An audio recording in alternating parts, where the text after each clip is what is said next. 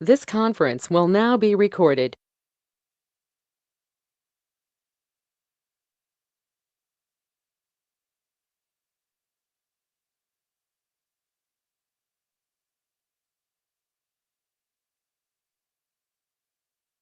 All right, I would like to call to order the Tuesday, April 20th meeting of the Monmouth City Council. And as usual, we will start with our roll call, please. City Recorder Phyllis Bowman. Councillor Belts is excused. Councillor Carey. Here. Councillor Lopez. Here. Councillor McKeel. Here. Councillor Oberst. Yes, ma'am. Councillor Salinas Oliveros. Here. Mayor Coons. I am here. And for the flag salute this evening, Councillor Lopez with a new haircut, would you please lead us in that flag salute? Yes, gladly. Please stand. I pledge allegiance to the flag of the United States of America. Well, my apologies. Pledge allegiance to the flag of the United States of America. And to this republic for which it stands, one nation, under God, indivisible, with liberty and justice for all.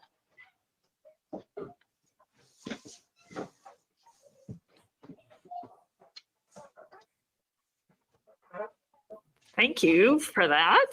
And this evening, our consent calendar consists of the minutes of the council meeting of April 6th. And I would ask if there are any corrections or additions to the meeting. Otherwise, move to approve.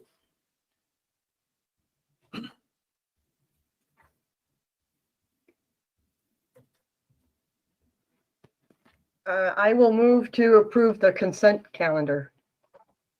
I second. Thank you, Councillor McKeel and Councillor Salinas Oliveros. And all in favor, please signify by saying aye.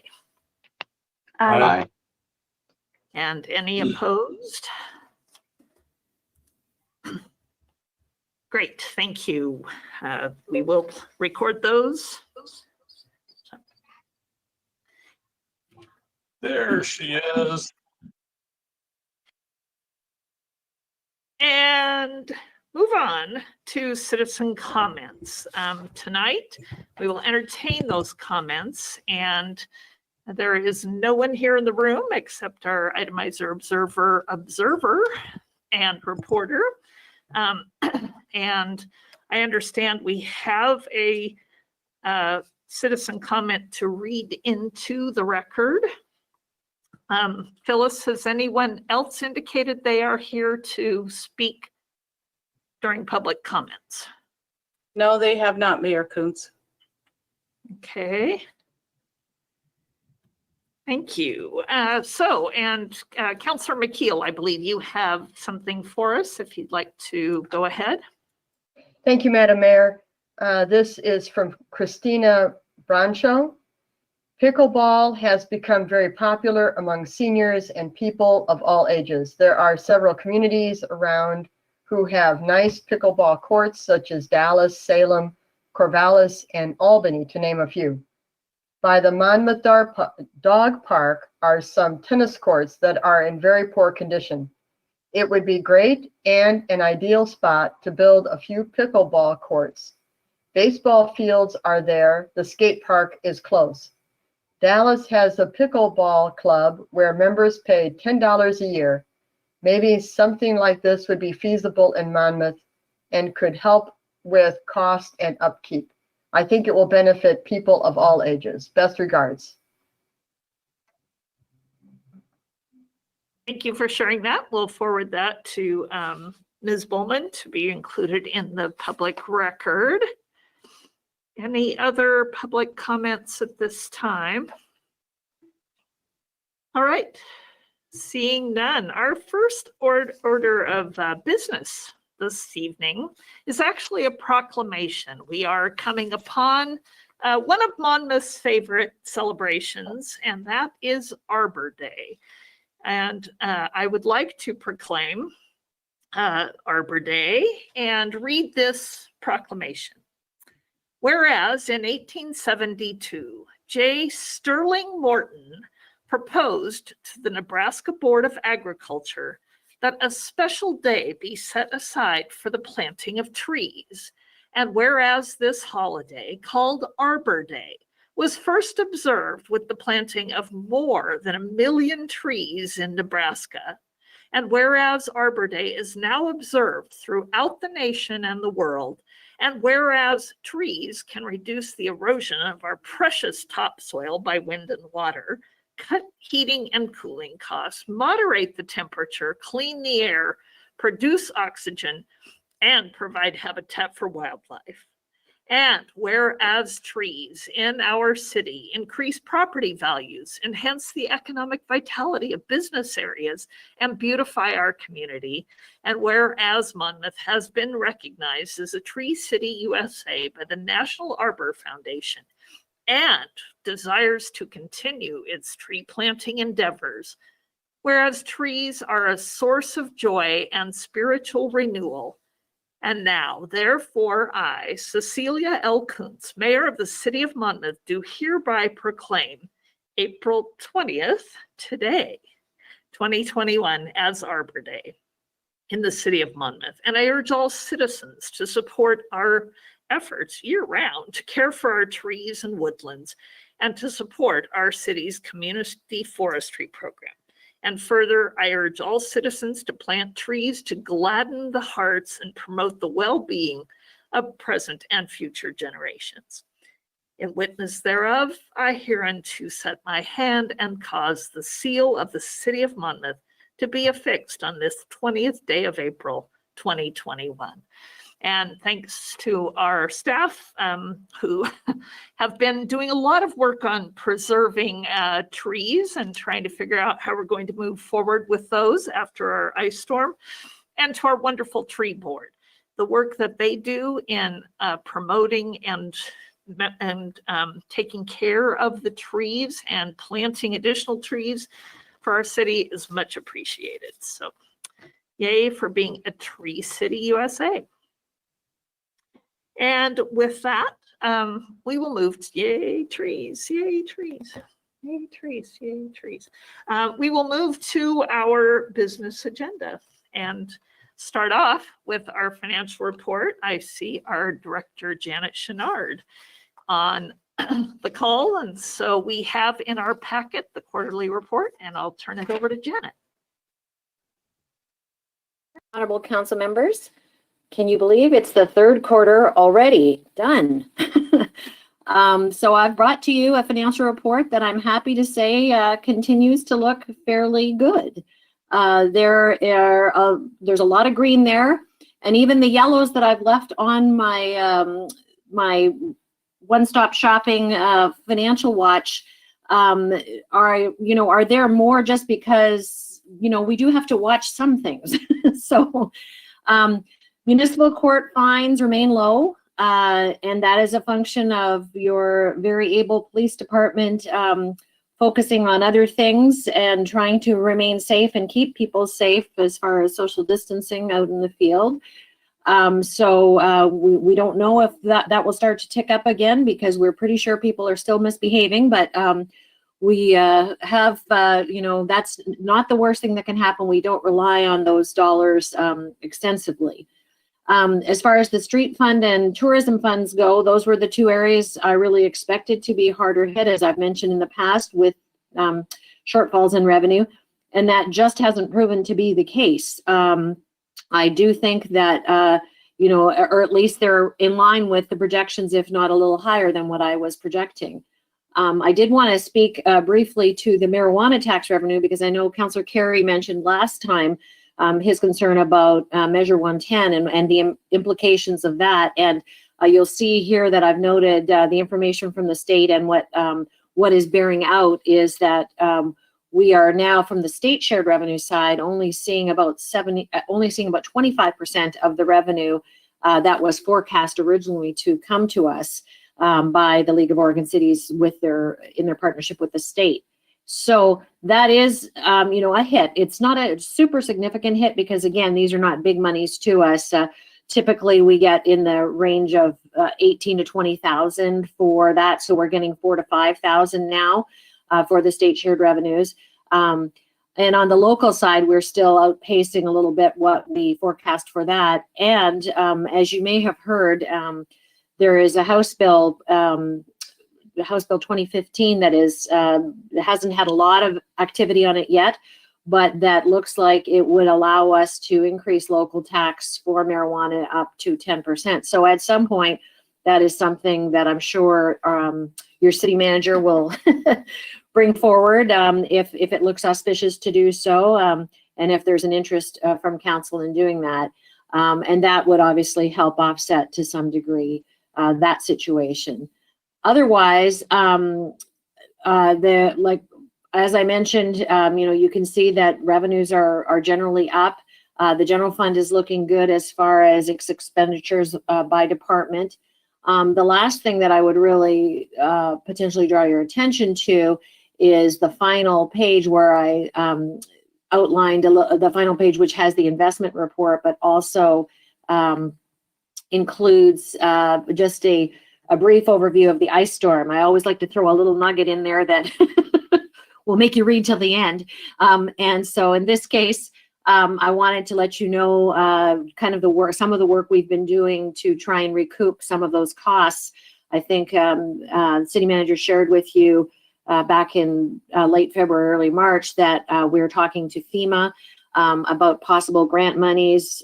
Sadly, insurance doesn't cover much, if anything, of these costs that we've incurred. And they are in the range of over $220,000, including a call out to the Tillamook PUD to assist with some of the cleanup. So that's directly out of our pocket, not projected or budgeted for.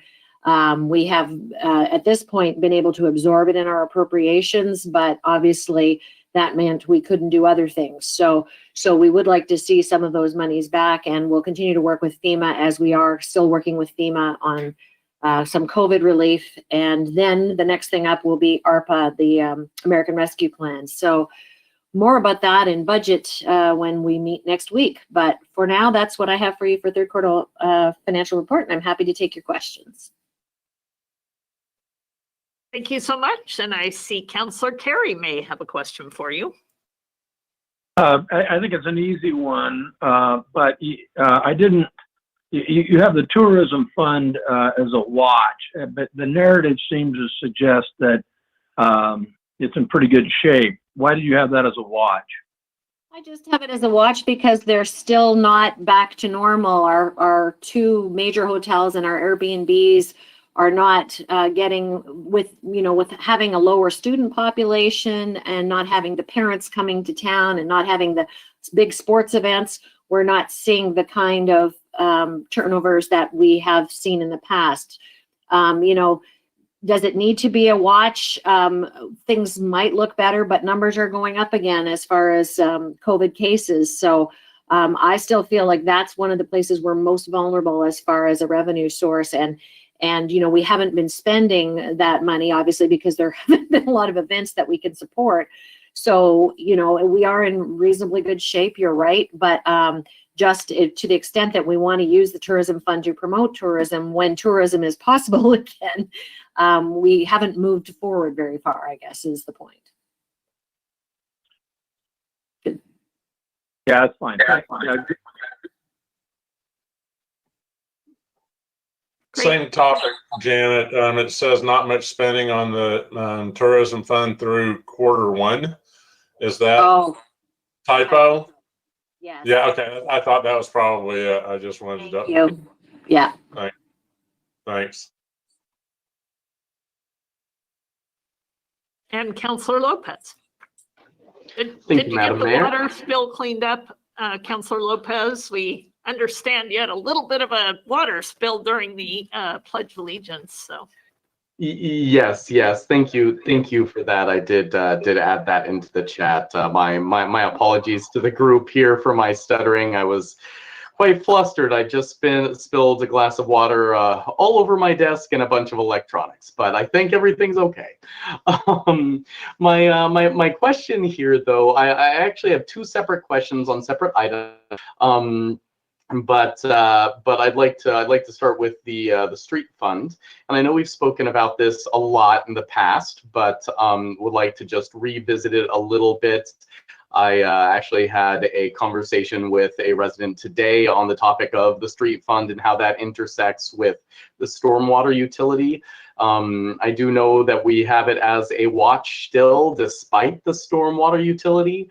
Could you just give a very brief narrative, perhaps, about the direction of that, and perhaps a little color on how it's going in the future versus how it would have been going?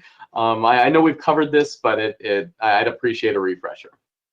No problem at all. And that's a really good point. So I mentioned, of course, that highway taxes, we're anticipating them being down a bit because of COVID. But the other piece is that with the stormwater utility, the original budget was set with the expectation that we might be able to go with the middle level of service.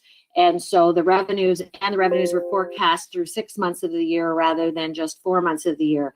And with the timing of when we implemented the stormwater utility, as well as the fact that we did the discount rate on the basic level of service, means we don't have as much revenue this fiscal year in the stormwater fund to do some of the work that we were anticipating and hoping to be able to do in the stormwater fund.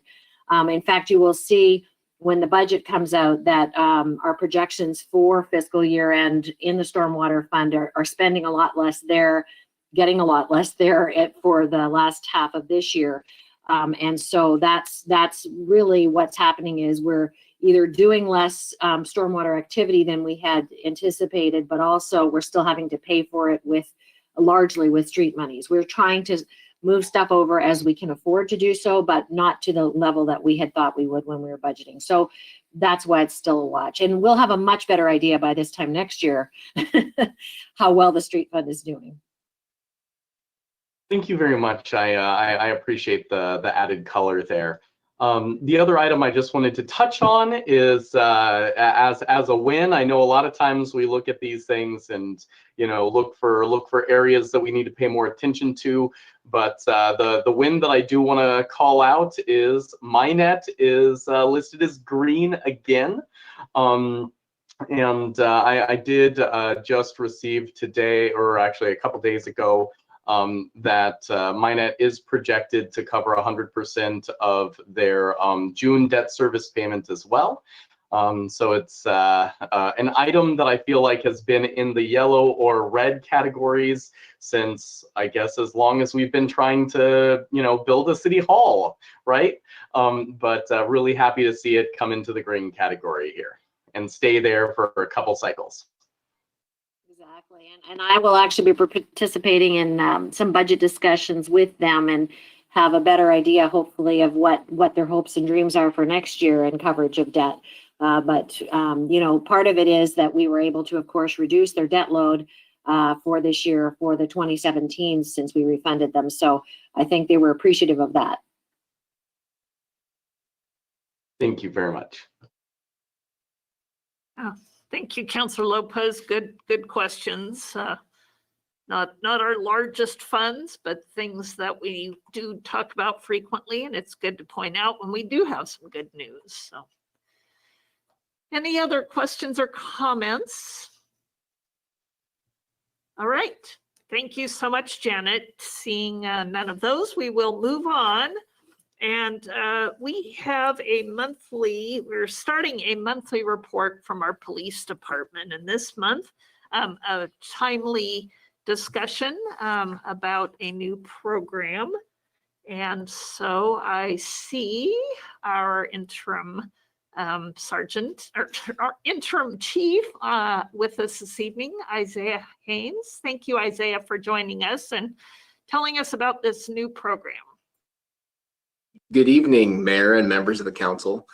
In your the staff report, I gave you guys information on 3 separate teams actually that are part of our response and resources that police have towards mental health related calls.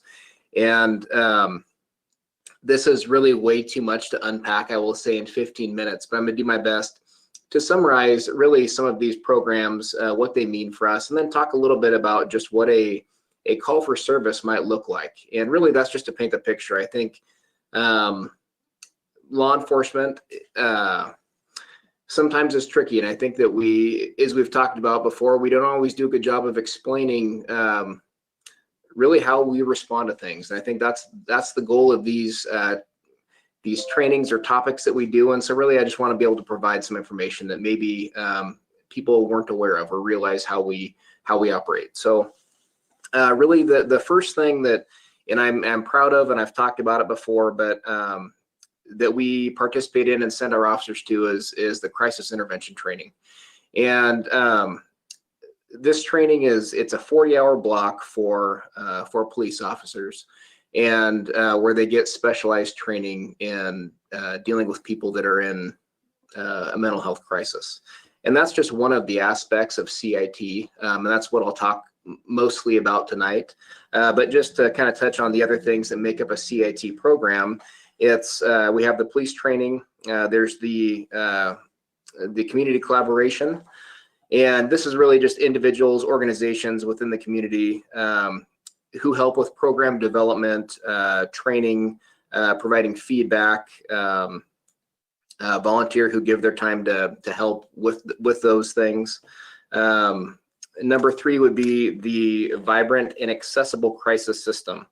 And this is a very important step, because really it's this wouldn't be any good if we didn't have this system, I guess, in place. And really what I mean by that is that a system that's accessible and used, and that's so that police also use the system. If you have something in place that isn't very accessible for officers to use, it simply won't be used. And so, and that's what I guess what I mean by that is that's really how when officers encounter somebody that's maybe in crisis, and they have I guess determined that jail is not the place for this person. And that's really the goal of CIT, is really to reduce incarceration for individuals who are experiencing behavioral health issues.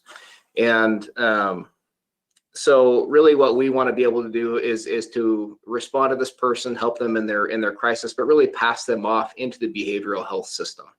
And if we don't have access, and really what that means is that if we identify that somebody needs to go to the hospital, or they need to go see somebody at the psychiatric crisis center in Salem, that we can take them there and actually give them the services, that their doors aren't closed, or that they're not so full that they won't accept these people, because then we have a broken system. So that is step 3 of this.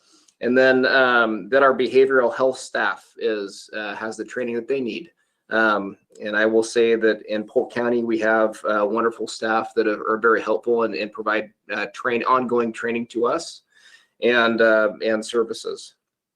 And lastly is the family consumers and advocates that we collaborate with, and they help educate us. So anyways, and really, I guess what I want to talk about with CIT is that they recommend that each law enforcement agency, CIT International, that you send 20 to 25% of your people through this class. And I think that's geared towards a large agency, that you have multiple officers responding to these calls for service, and that probably at least one of those officers is going to be CIT trained.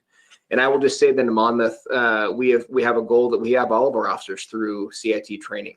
And that really just depends on as we hire some people, and we may lose people, and so there's this ongoing training cycle. But currently we have about 70% of our officers that have been to training, and so really every day there's somebody, if not everybody, that has been CIT trained. So that is a good thing. And I guess what I'll point out is you look through what CIT training is, and part of that packet that you all have is really just the sample CIT training agenda. And I was part of, I think, Monmouth PD's inaugural class that went through this training about 5 years ago. And I think even since then, they've really expanded and they've improved. It was kind of a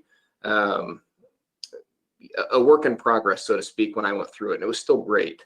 And I will just say that, you know, there were so many things learned. They brought in so many different professionals, from doctors and you know, therapists, counselors, and really it was culminated with scenarios. And those scenarios were actually with people that were experiencing some mental health issues, you know, but they were people that had you know, that were, generally speaking, and really the mantra was is that the medication for many of these people, they realized that they needed medication to be regulated. And these were people that had been identified, that had been that had, I guess, successfully managed some of their mental health issues. And but they came and they really gave that firsthand experience of speaking through what their diagnosis was, how it presented. Things that worked well for them, things that didn't work well when police responded.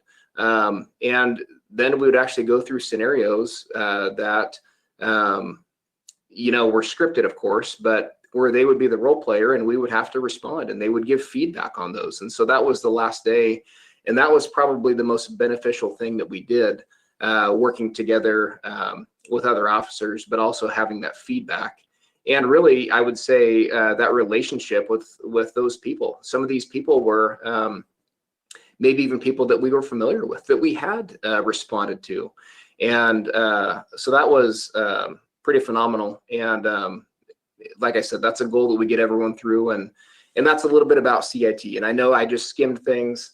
And I will move into the Mobile Crisis Response Team. And really, what that is kind of another leg of CIT, but this is where that we have paired the model that Polk County uses is we've paired a deputy with a qualified mental health professional.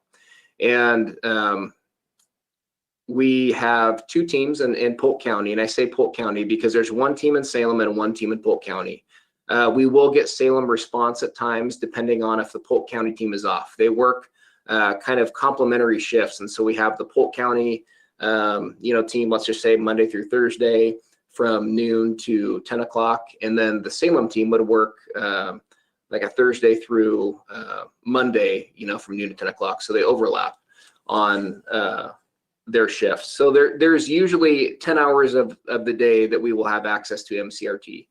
And MCRT is a great resource in the sense that they're probably going to have more experience going to these calls because they have the mental health professional with the officer, but then even this officer has been through more training than just the 40-hour CIT class. And I think that when you respond to these types of calls, you get better and better, and you become more efficient and more successful in navigating these types of things. So typically, and what that looks like for us is that if we have a call for service where we suspect that it is mental health related, and that can look so many different ways. We get calls that we know right off the bat that maybe it's somebody who's suffering from suicidal ideations, and they've mentioned maybe they've thought about suicide by cop or whatever it is. We know right off the get-go that this is going to be some kind of a mental health related call. A lot of times what we'll do is make sure that the mobile crisis response team is on duty, that they're able to respond, and that's usually what we will default to. Now, if we need to have, based on circumstances, an officer there first, we may still send one of our officers there because maybe it's a life safety thing that is immediate and urgent that we have to send somebody to. We will still have an officer respond in that case, or they may respond as backup or as secondary to the mobile crisis response team. So it's pretty common to have both a Monmouth officer and CRT on these calls. And there's also, just to be frank, it would be nice to have about 3 of these teams because these calls are definitely on the rise in Monmouth and really everywhere. And there's a lot of times that really MCRT is not available. And so there's always going to be usually a Monmouth officer that has to have some level of response at the very get-go, and sometimes we can pass those off to MCRT. And really when that's helpful also is when we determine whether it be voluntary, that the person that we're dealing with has said that they want to seek help for themselves and they want to go to the psychiatric crisis center in Salem, which is next to the ER. And MCRT is great because they will respond and they will actually give this person a ride. We will also do that, but in Monmouth, I mean, there's many times that we have one officer on, and so we would much rather be able to have our city staffed instead of having to be over in Salem for a period of time. So it's very helpful for that, or whether it's somebody who is a danger to themselves or others, and they need to be transported really against their will, but it's a police officer hold to the Salem ER, and MCRT will also do that for us. So they're very helpful, not only just in a response, but also as a resource for us so that we can keep our officers here in the city.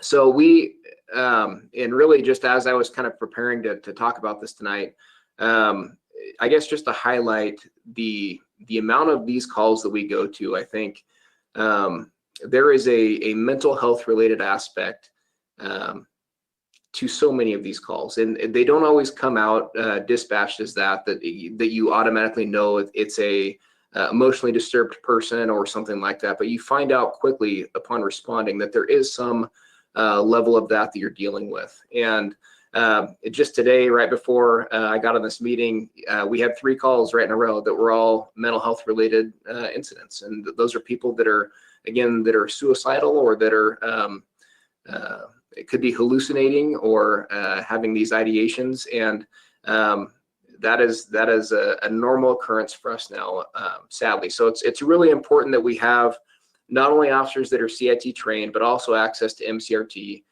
super valuable resources. And the last thing that I'll highlight before I open it up to questions is the FACT program.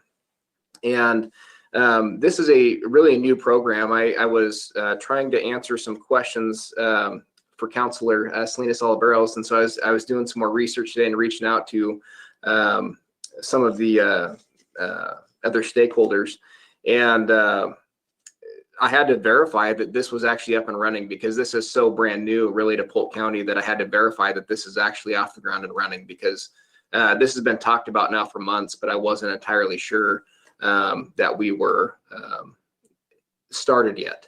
But I was assured that we are, and there are clients in our community now. And I think that I was told that there's 11 with another 11 that are still on the waiting list.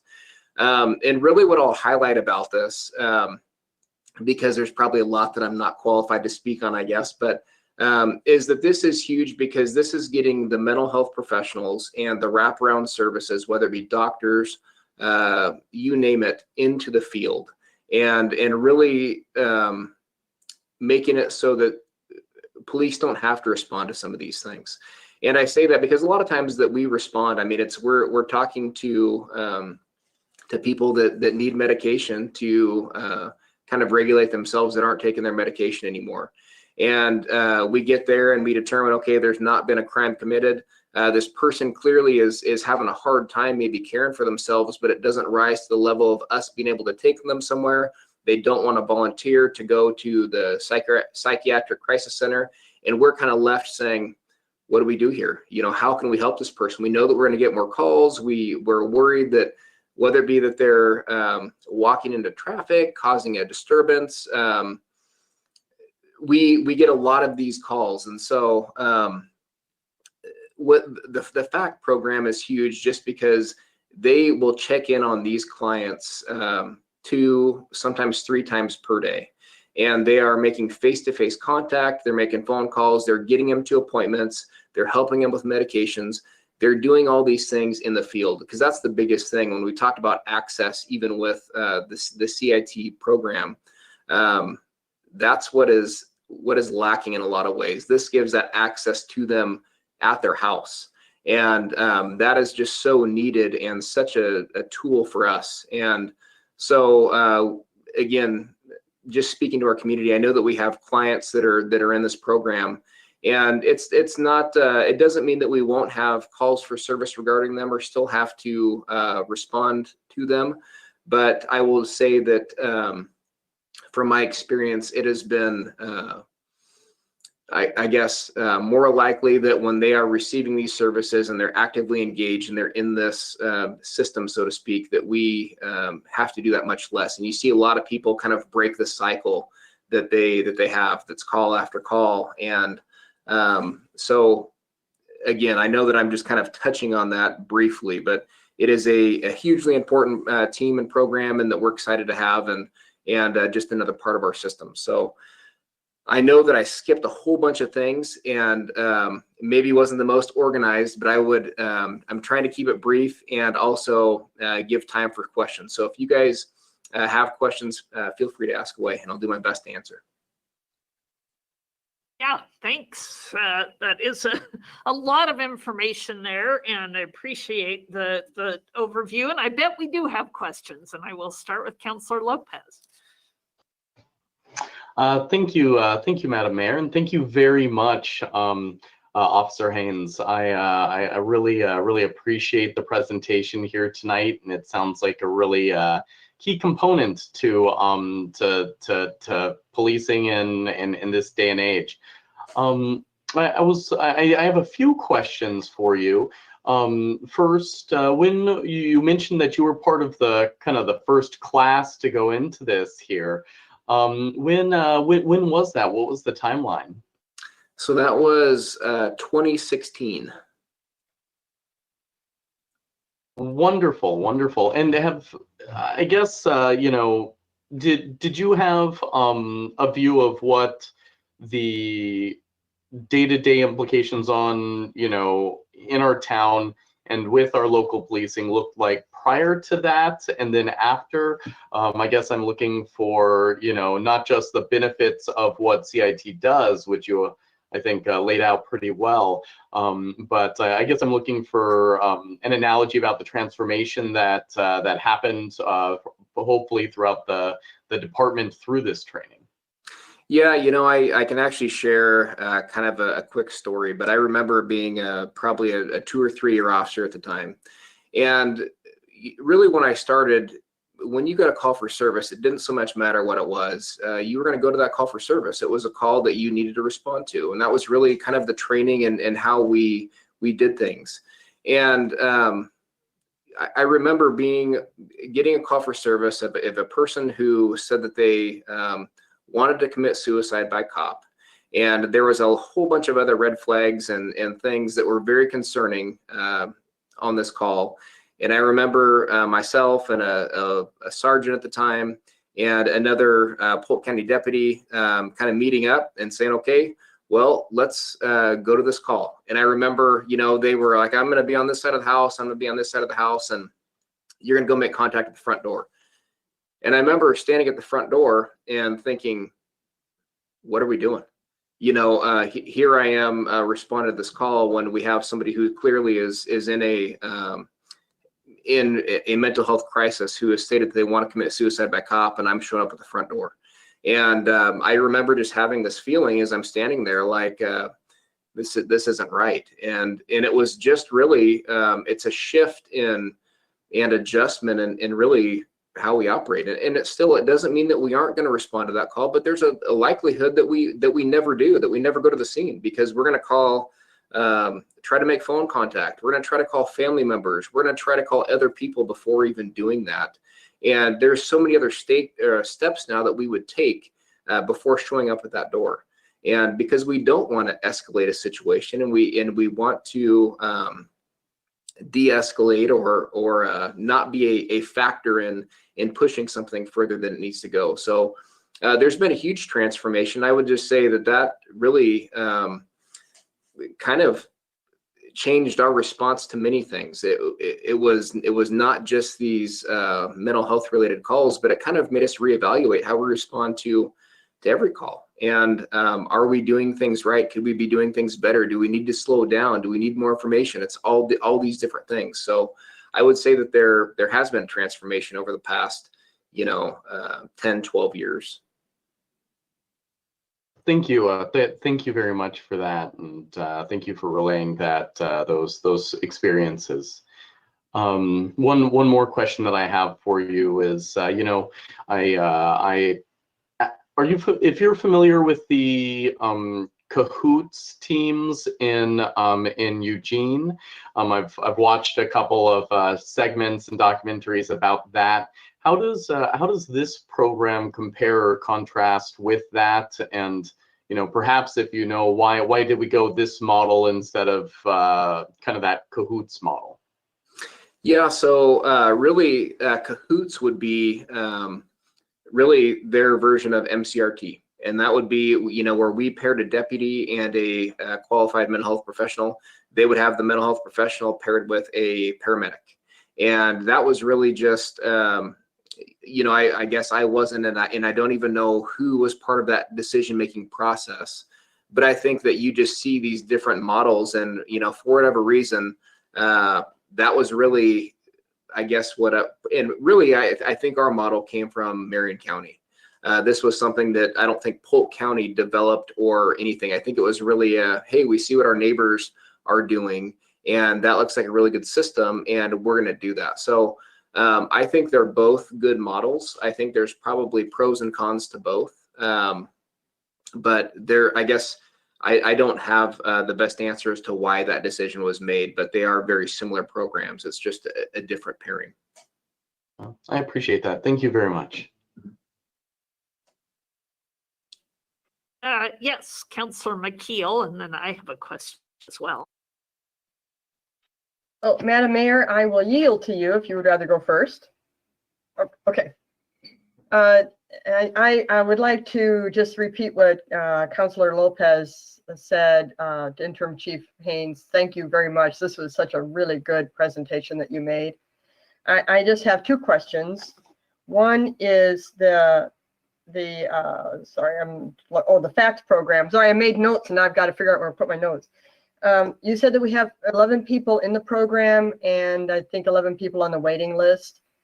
And I'm assuming that we probably could use even more. Do you have an estimate about how many people we should try to find a place for in this? Is there something that we can do to get these people a place in this program? That's a good question. And I would say, I'm sure that there is more people that are in need. And I think that, one of the things with FACT is that it has to meet their criteria. And I think that there's a lot of times that we have people that we think would benefit from this service. But part of it is they don't reach the criteria. And really that is that they're maybe not somebody that has so many arrest cycles. Maybe we get a lot of calls for service, but they've never been actually arrested. And so they don't have those cycles. Or they, even though they have mental illness, it's not the serious mental illness that they kind of define in this program. So it's really kind of reserved for some of the most, extreme examples or repeat, customers, I guess, and that's what it's geared towards. So it would be really nice to have something that maybe had lesser parameters, I guess, to get in. But I think that it's we're a county, and it doesn't even matter where you are. There's finite resources everywhere, and I think that this is a great program, but there's probably a whole bunch of there's a whole bunch more that's needed, I guess, and I don't know the right way or who would provide those services, but it would be nice to see I guess more capacity. I just don't know that it's in this program. It's very specific. So if there's another program that was similar, that would be probably the way to do it. But I guess that's as much as I can probably speak to that. So, and I'm assuming this is paid with county dollars? Yeah, and it's I'm gonna draw a blank on it now that I'm on the spot. It's the Justice Reinvestment Act, I believe, or grant money. So there is actually we have currently right now, and I don't know if this program will continue or not, but we have a mental health court, which is another program that we have that I didn't talk about tonight. And it's a different program, but that program may be going away because of because FACT is taking some of those funds. And so I think they look at this FACT program as something that would be a bigger benefit than maybe mental health court. And so they've kind of prioritized and gone that route. That's the primary source of funding, I believe. Thank you. I guess I have 3 questions. I lied. So, because I had never mind. Okay. So the other one, I was really happy to see that we, once again, in Monmouth are pushing the envelope of what is required by having all of our officers do the CIT training. So that's really, really great. Looking over the agenda, and I don't know if this looks like it's the shoots and maybe it's different than the one we do, but I didn't see anything in the agenda on like bias training or understanding how bias might be part of CIT. And I know that our officers have done their training for racial healing and understanding, which is, again, really cool. And I don't know if you can explain how those 2 are connected so that, you know, officers are taking the CIT, but they also have this bias training. And I don't know, there's a question in there somewhere. Just go ahead and rearrange words so that it comes out as a question, I guess. I think they're both vitally important trainings, obviously. And I know that there's probably room, and I think that this is one of those trainings, again, I talked about that really we've been going for 5 years, but when Polk County kind of implemented this program, I think they looked at it as a work in progress and that it would always be evolving and changing. And so I think that there's probably room, and there is probably, you know, for those some different blocks of training to be in this 40-hour group, you know, and whether that happens, I don't know. I think that there's always a push that you can do for that, but I will say that there is a whole bunch of other training, whether it be bias related or whether, you know, police and minority relations, whatever it is, there is so many different things that we do have access to that may be separate. So even though it's not in this kind of sample training, and it wasn't in the training that I went to 5 years ago, but I have had, you know, and as has our whole PD, different bias related training. So that's been separate from this. So it'd be nice to see something maybe married together where you could do that. But currently, I'm not aware of that being in a CIT program. And we've had, what is the number of officers that have taken the Western training for racial and healing and understanding? 4. Is that 4? Okay. So it'd be good to, I guess, keep that going too. Then. Yeah. Because I think combined, it's just such a it's a really powerful understanding of de-escalation. So, and I thank you very much for all your explanations on that. I appreciate it. Mm-hmm. Yeah, great questions. And yes, Carol, there is a full intention of continuing the racial healing training. Again, remember, it was many partners in the community. There were limited slots for each partner. And so we're going to kind of continue that model where each session would have slots for community partners. So that will happen. And my questions, I think were kind of covered. You mentioned the mental health court, and I just read an article in the Salem Reporter that they did have their final graduation early April because this FACT program is taking over. And obviously, with the funding is probably the main reason for not being able to do both. But and you mentioned that program already.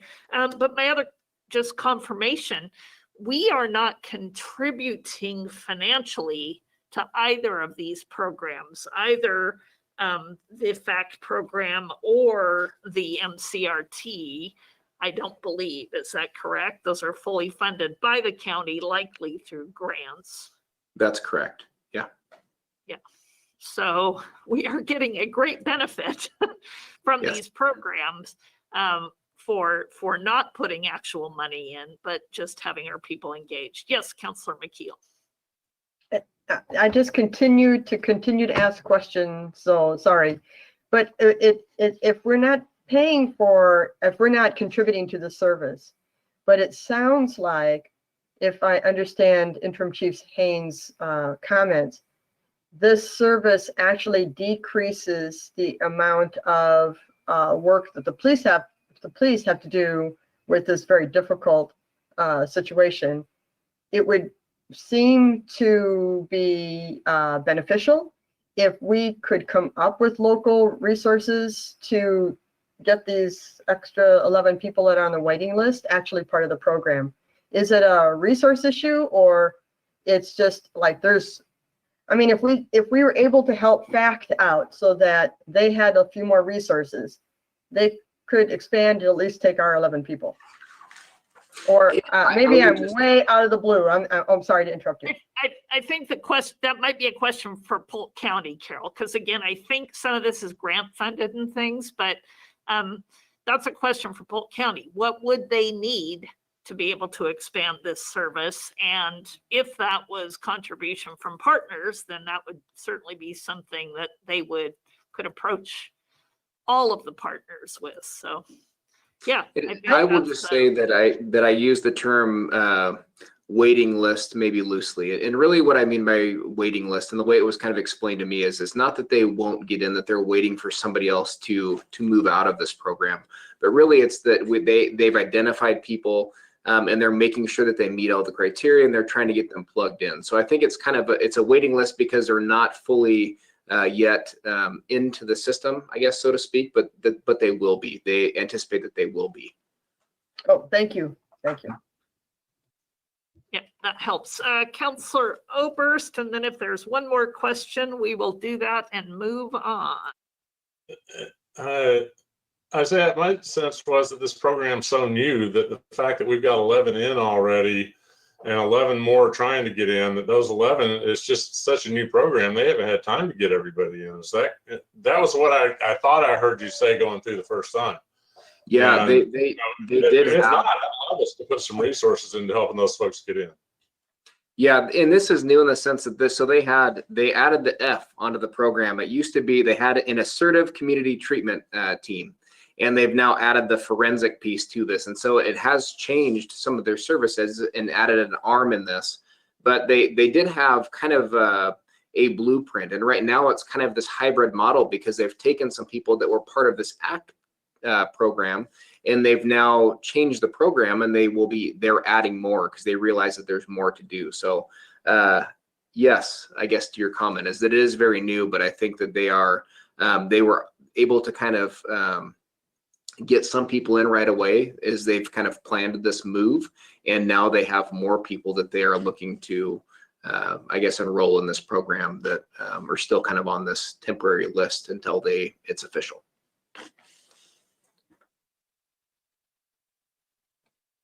Oh, thank you very much. I don't see additional questions at this time, and I'm sure we'll continue to keep track of this program and the benefits to our community. So thank you very much, Chief. And we will move to our next item, which is the extensive code assistance program, and our Community and Economic Development Director, Suzanne Duffner. All right, good evening. Thank you, Madam Mayor, and good evening, members of the City Council. And yes, I just realized we took the bulk of the paper this time.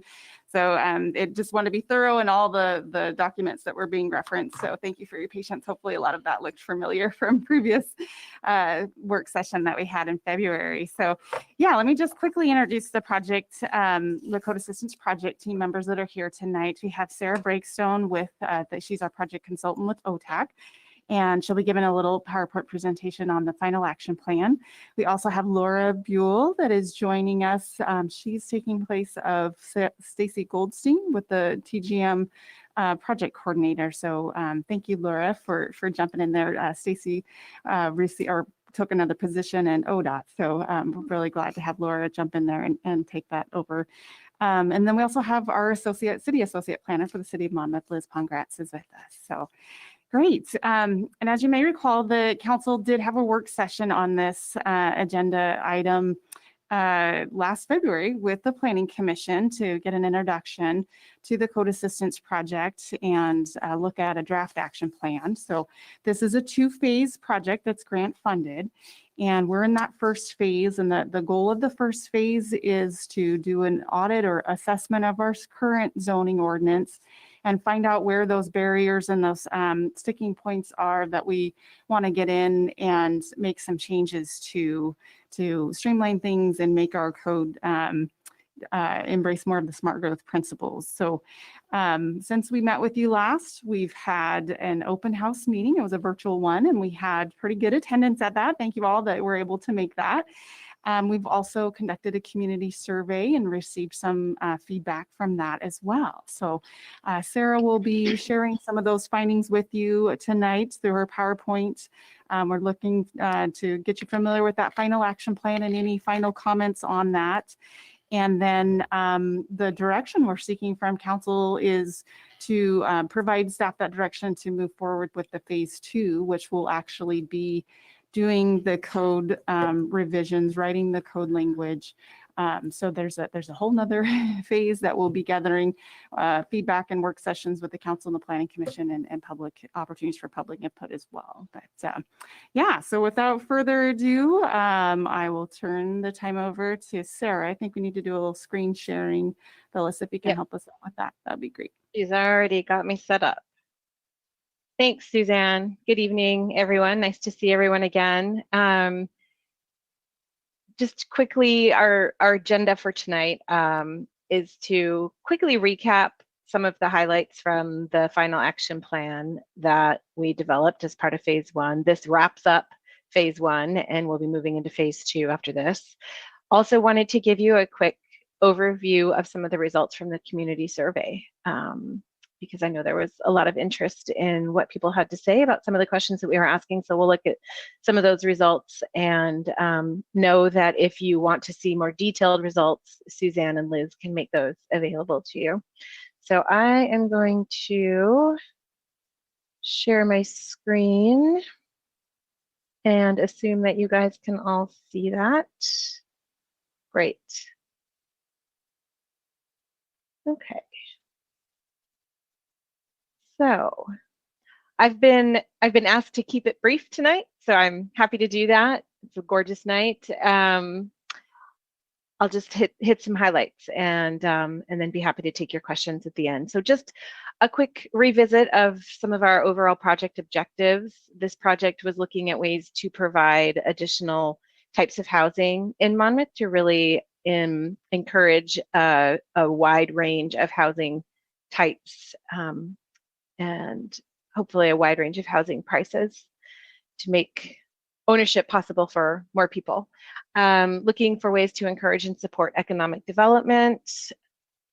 Related to that is creation of new and improved design standards, both for your residential zones and also for your commercial zone, your downtown commercial zone. Looking for ways to provide a more streamlined, organized, user-friendly code. And as part of all TGM projects, trying to infuse smart growth principles into the zoning code wherever we can. Excuse me. So a quick look at housing choices. One of the big recommendations that is in the action plan is to expand the types of housing that are allowed in the residential zones in Monmouth, looking particularly at what we call those missing middle housing types, which we've talked about before. So things like duplexes, cottage clusters, townhomes, triplexes, and quadplexes. That's what we mean by missing middle housing.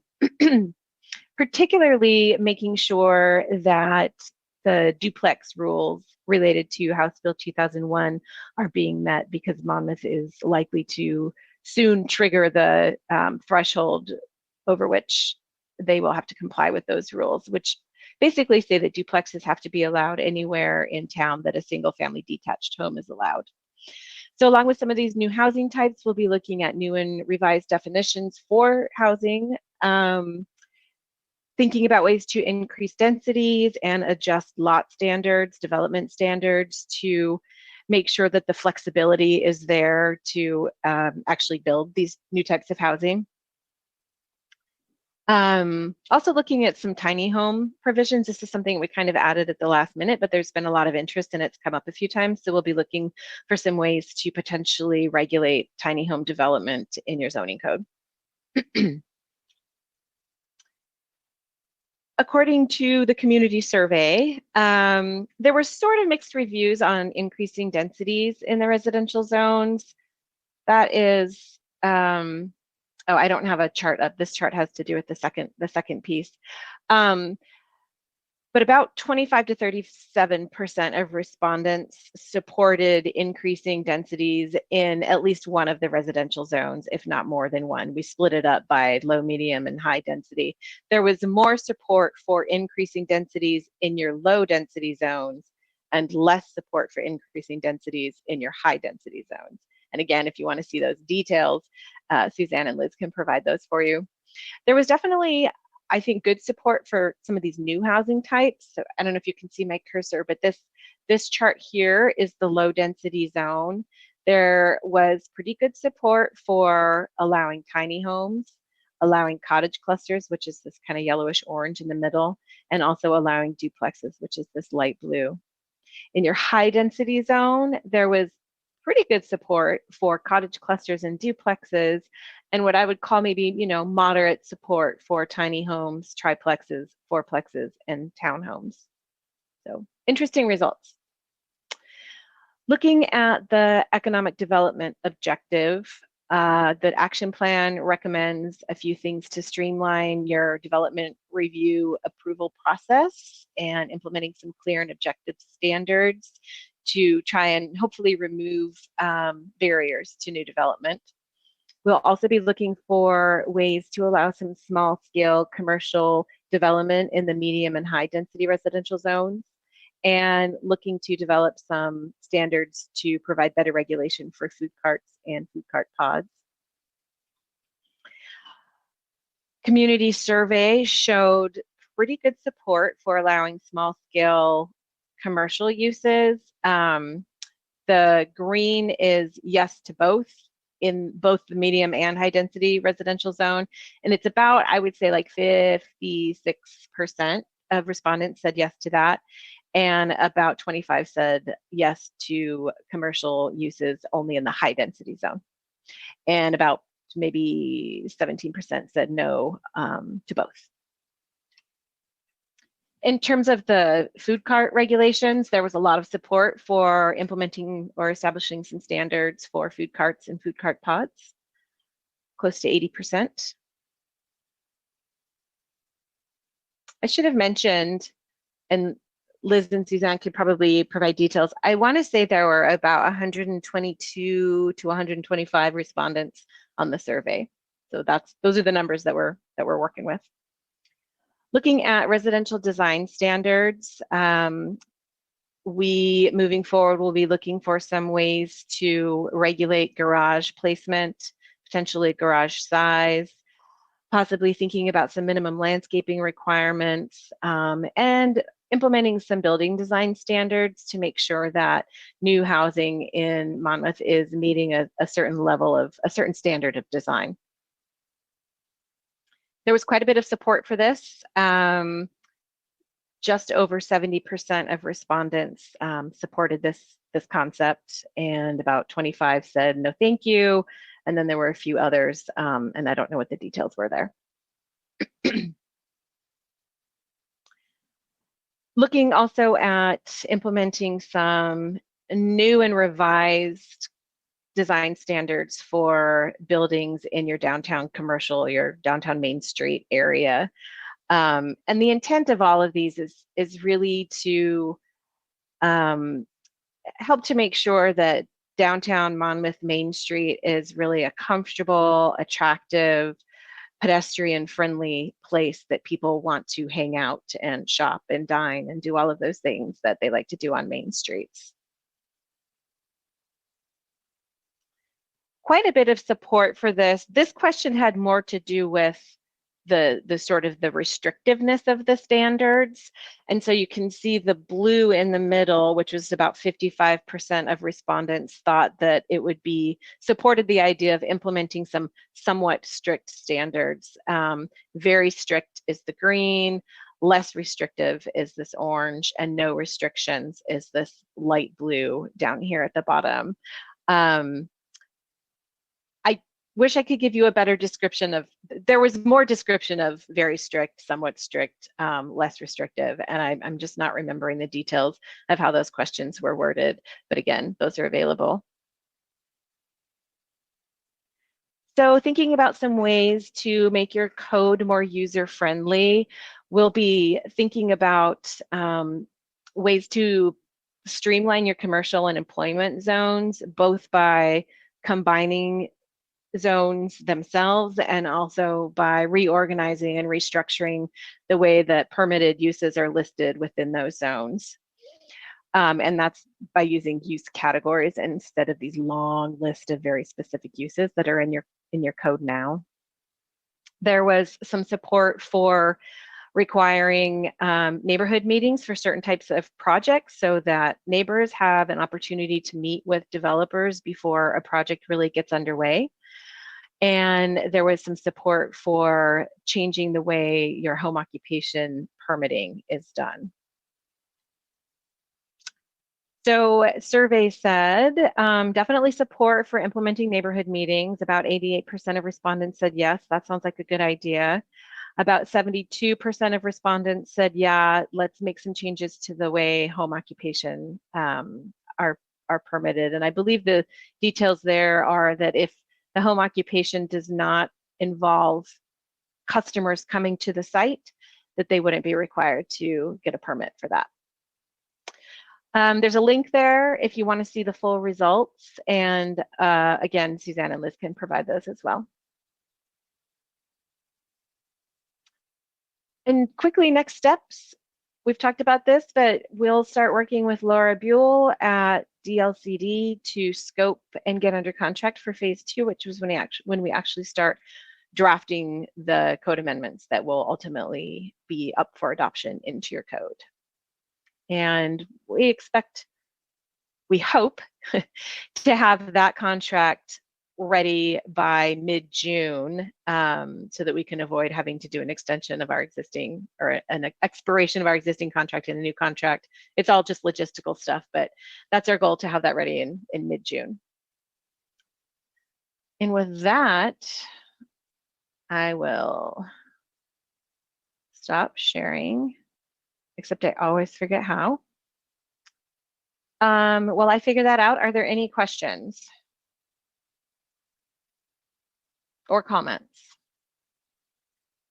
And I know that Laura's here. I don't know if Laura, you have anything that you want to add? Not at this time. I can certainly answer questions about logistics, not about the project exactly, because I have just joined. Councillor Oberst and then Councillor Carey. So this isn't a question so much as a comment. As I look at the survey results, the first part of the comment is, I think our age profile doesn't probably exactly match the community age profile, with a third of our respondents being 65 and over. That said, given the older nature of the respondents, the willingness to have higher densities and so on was very interesting. I would not have predicted those two things coming together in the way they did. I also found kind of the resistance to neighborhood commercial to being a little surprising. I was expecting to see people would be willing to have that little store down the street where when you need, the quart of milk, you can just go out your door and walk 3 blocks instead of having to drive down to one of the grocery stores. So good stuff, though. This is always the survey results were an interesting read all the way through, and the comments were revealing. It's obvious we have too many pot They always shops. are. Yeah.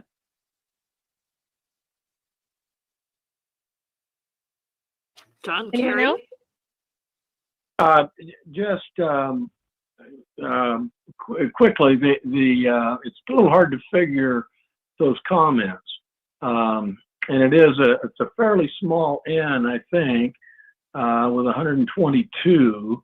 And I don't know, it would be interesting to know where all those came from. And I didn't digest enough of the demographics there to be able to really determine that. But nonetheless, I will do that in time. One of the, well, I guess the question is, and this is perhaps for Suzanne, what are we doing here? Are we accepting this recommendation and then giving authority for a new contract, which I'm totally supportive of, and then all of that new regulation, and this would go somewhat to Sarah, would be based upon the report that we accepted? Or I'm a little unclear in terms of logistics here. That's a great question. Thank you, Councillor Carey. And yeah, I think you answered the question correctly, partly correctly. So the action or council that we're asking tonight is to accept this as the final action plan and direct staff to enter into that agreement for the phase 2 work. There will still be opportunity policy tweaks and changes. So this, just because it's in the final action plan doesn't mean it's what's going to end up getting adopted into our codes. There's still many steps along the way to make changes. And quite honestly, we may have to, that's a long list. So we may have to prioritize that a little bit depending on how much we can actually get into the scope of work. So hopefully that provided some clarity to your questions. Well, it did. It did, and but it's troubling. I mean, we've had one work session on this. We've had Sarah made a nice presentation, but she was told to be short. It's complicated stuff, and there's a number of things that gave me a little bit of heartburn that we didn't get discussed. So I'm afraid, and I'm fearful that we'll, say, okay, go ahead, and then when Sarah begins work in June, she'll say, well, listen, you guys agreed to this back in April, and we're going forward with that. This was a complicated deal, and I admit,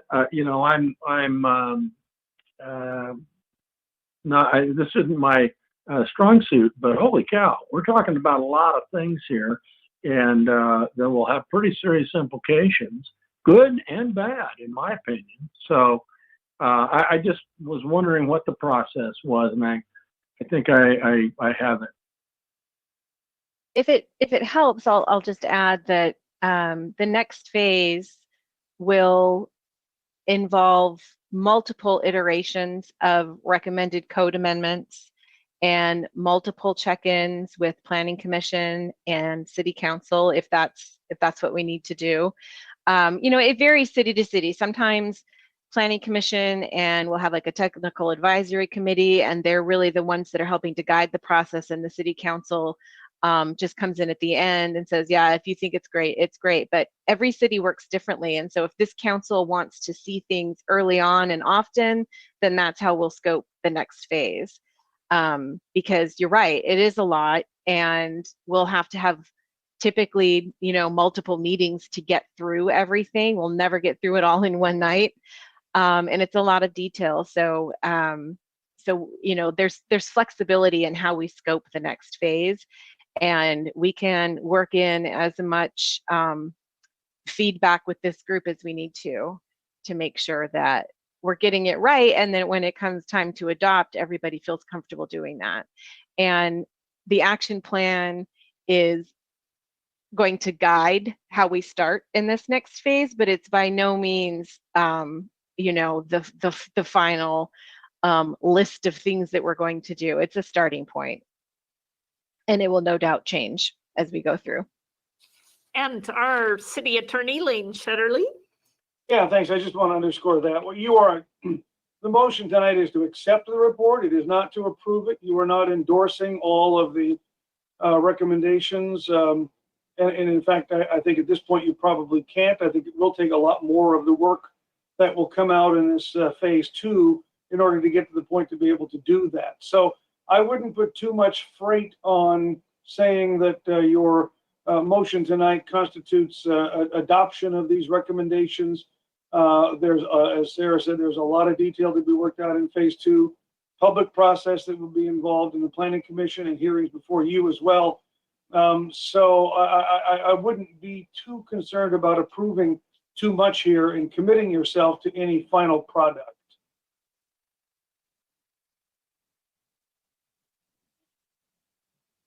Thanks, Lane. And Councillor McKeel. Thank you. I'm wondering if we need to provide any guidance though early on, because I noticed as I was reading through this that there are, for example, several places where it talks about having less off-street parking and using more on-street parking. And okay, so I just saw Councillor Carey, well, maybe he didn't nod to me. Yeah, and it's like, oh, this is concerning because it's all through there. And there's a few places where it says, we hope to encourage people to use transit, and we really don't have transit.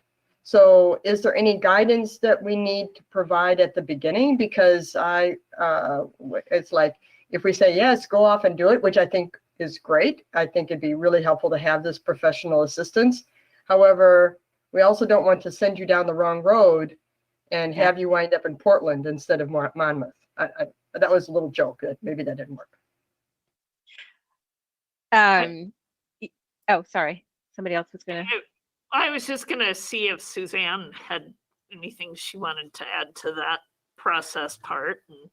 Yeah, Sarah and I had talked about is having some early on discussions, or we have a couple of those policy decision options laid out to provide that direction before Sarah spends too much time, because we don't want to send her down a path and be like, no, that's not what we meant. So I believe that there is, as Sarah had articulated, time to do that as part of the phase 2 work early on. So, yeah.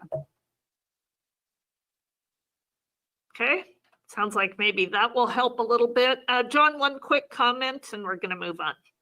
Oberst. Okay, I saw the reference to narrow streets, and I just want to mention that we tried a narrow street once in Monmouth, and it's been a disaster. No parking on one side of the street. The one side of the street that's parked on is parked completely. People are parked in front yards and places on that street. And I think I would personally be very resistant to that notion of moving away from our current street width to I think it was a 28-foot street instead of 36. And that's one that I'd love to look at a little bit more closely as we go forward. And really my comment, Madam Mayor, is historically, I think Monmouth councils have deferred to the Planning Commission right up until it's time to make a really big decision like this, at which point the council tends to take more ownership. That said, every council is different.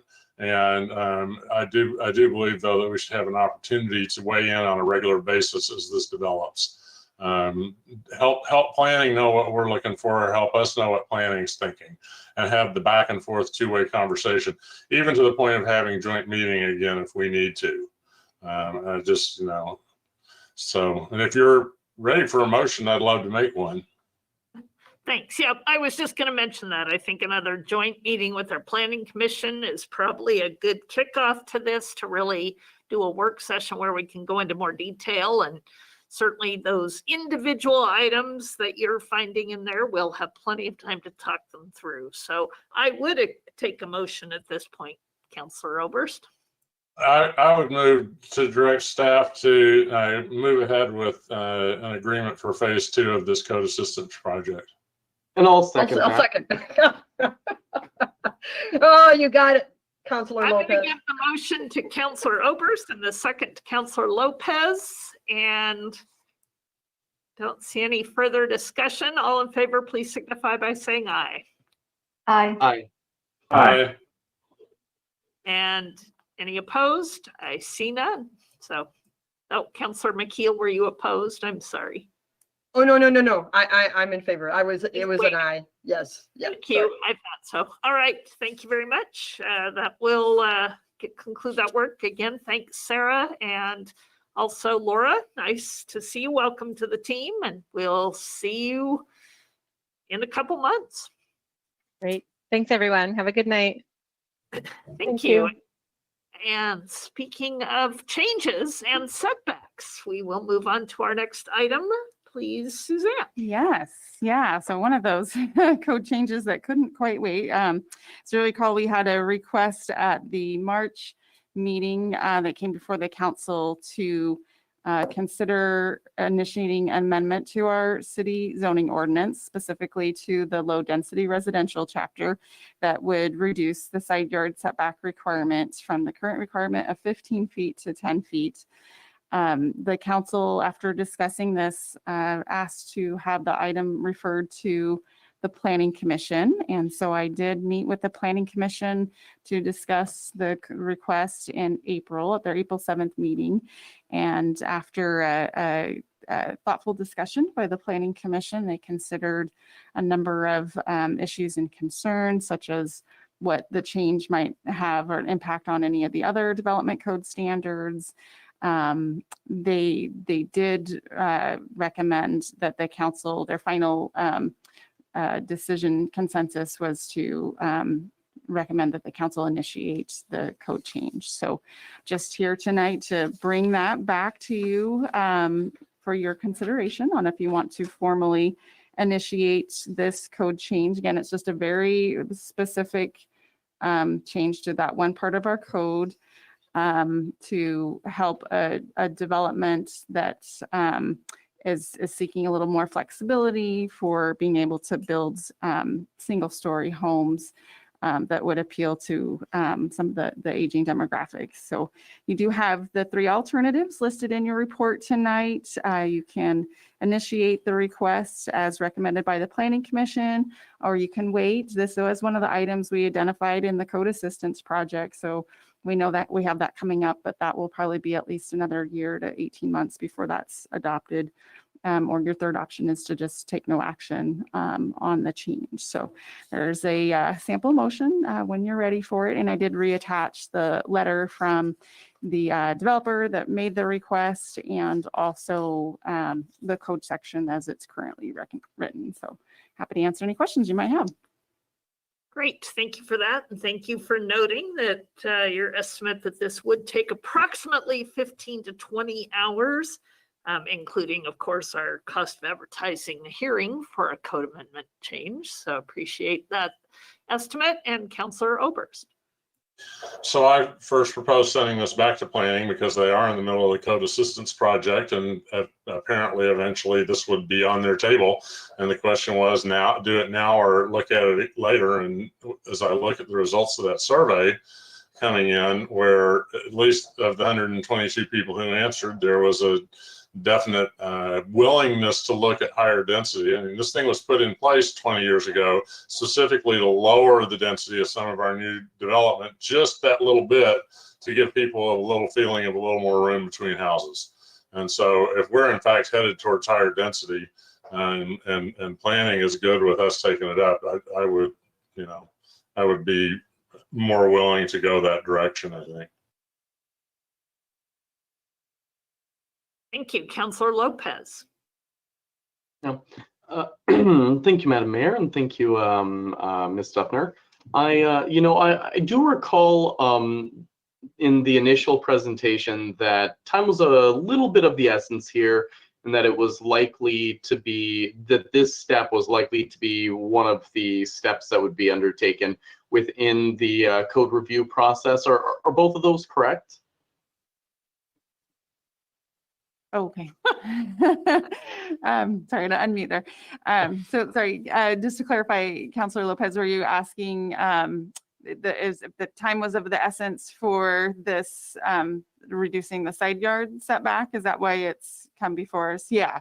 There's the development, Hoffman Estates, where they've had some different builders coming in looking at purchasing the lots, and noting that the 50-foot wide lots, it creates a challenge to have to do the 15-foot setbacks on those in terms of building single story. So yeah, that plat for that subdivision is about ready to record, which will allow them to move forward with building permits. So this process will still take, even so if the council initiates this tonight, it will go back to Planning Commission for a work session to look at the draft language and discuss that some more.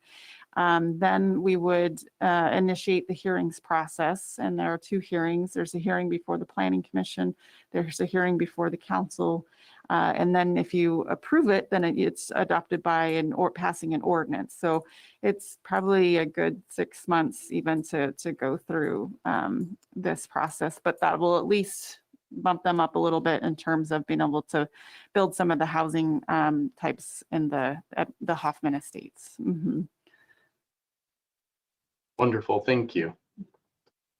And Councillor McKeel. So I went back to I'm glad Councillor Oberst brought up a really good point with what people said that they would want. And so I went back and looked at the data on increasing the density in low density zone from a maximum density limit of 6 dwelling units per acre. And only 36.9% of the respondents said yes to that. So I don't know that that is an indicator that people want to put more homes into an area. I think it says that they don't want to do that. Can respond to that. Okay. So yeah, and actually that density question came up at the Planning Commission level. And just to be clear, there is actually a separate density standard written into our code that we're not proposing to change with this side yard setback requirement. So you'd mentioned, Councillor McKeel, of the 6 units per acre, and actually I think it's 5 in our code. I'd have to go back and check, but so we're not proposing to reduce that as part of this limited code amendment. That's something that would be part of the larger code update project that we were just talking about.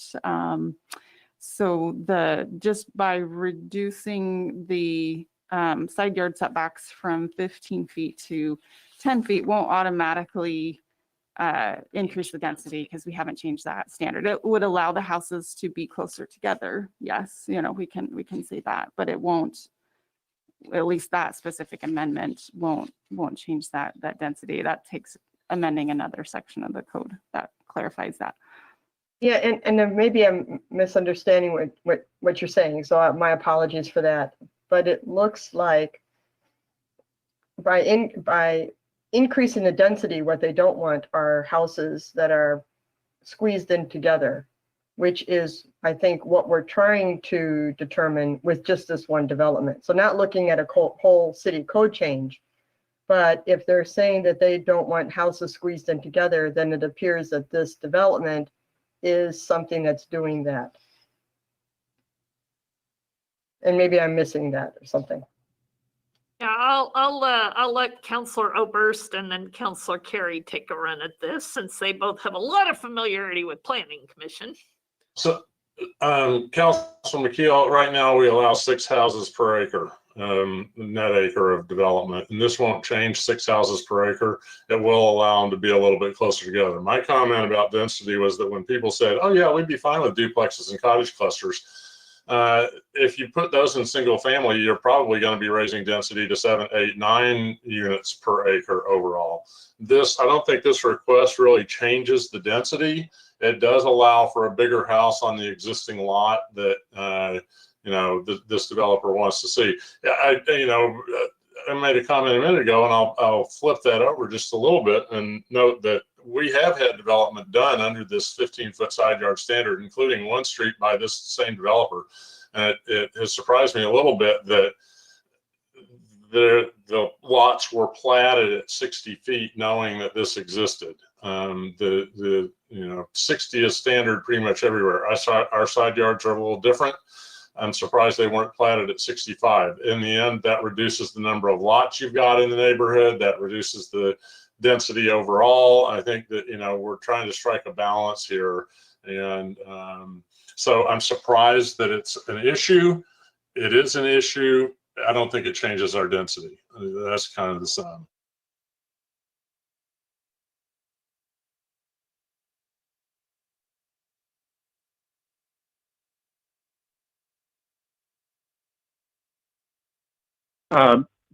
Want me to go, Cease?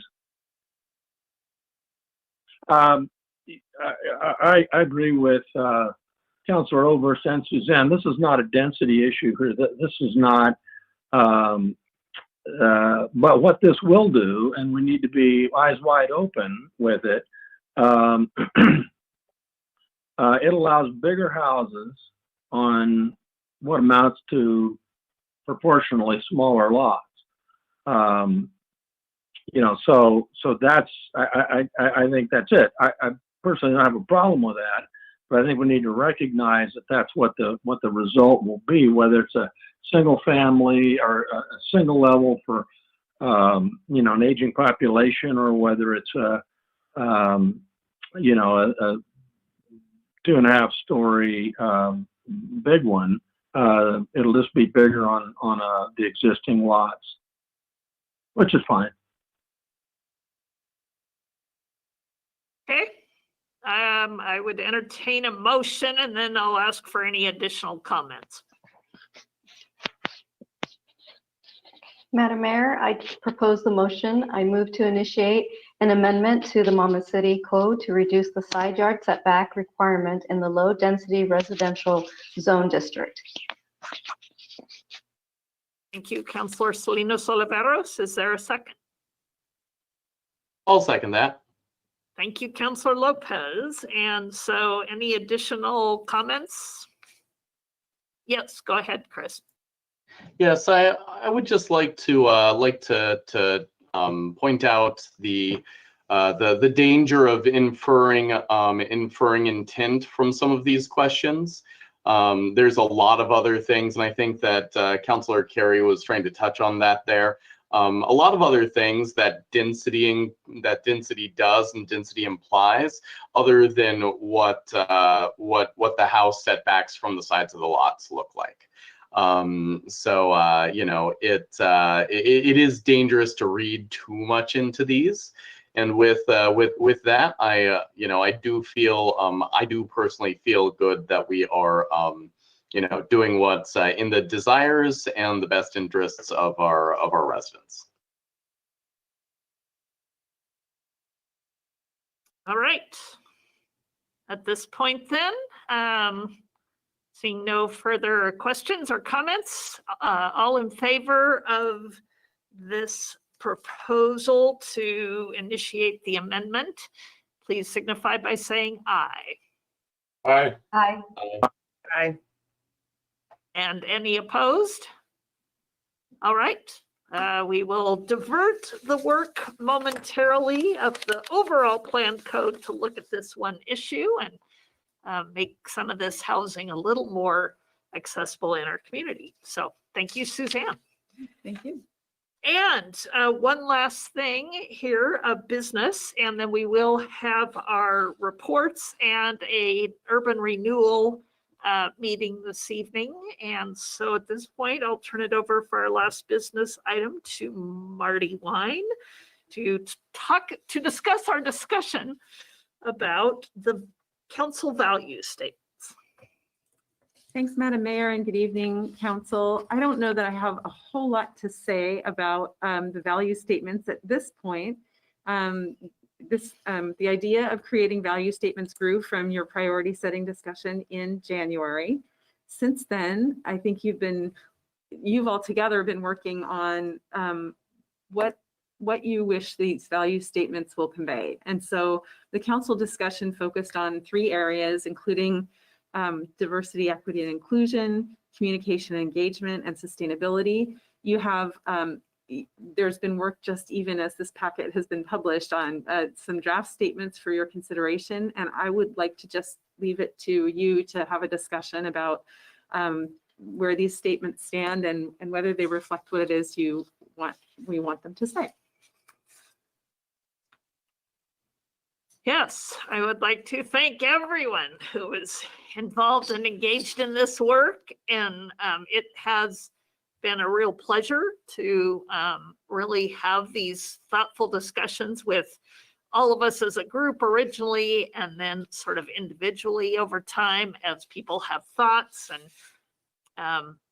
the words that we feel we can commit to, and our discussion at our last meeting about us seeing these as values we establish for the council and the city, that we hope these values will guide the work and inform the work of our staff in all of the services that we as a local government provide. And I think I am pleased with the outcome. I hope that we will be able to proudly show these and that they're a living document as we choose ways to continue to embody them and find ways to improve our practice.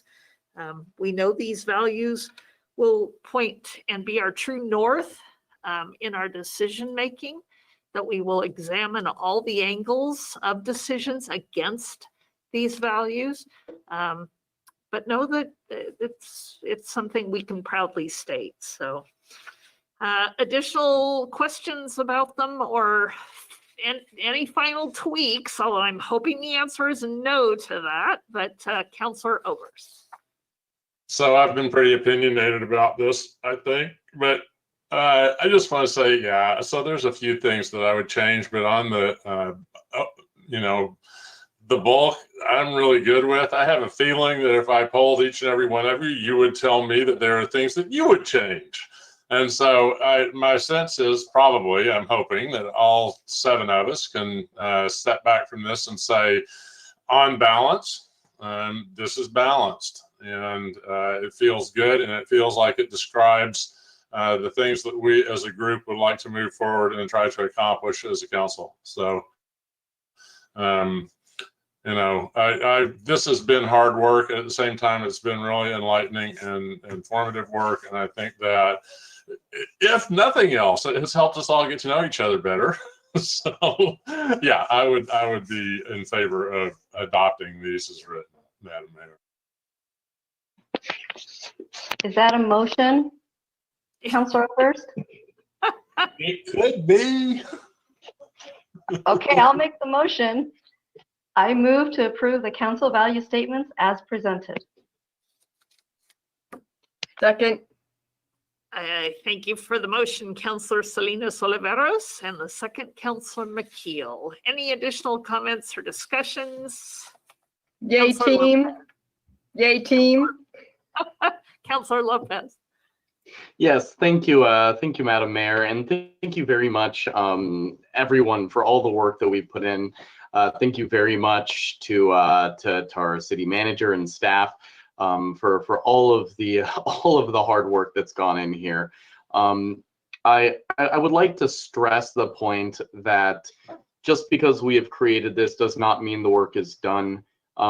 These words only have meaning if we truly do live them and weave them into our actions and keep them alive through how we comport ourselves as representatives of this community.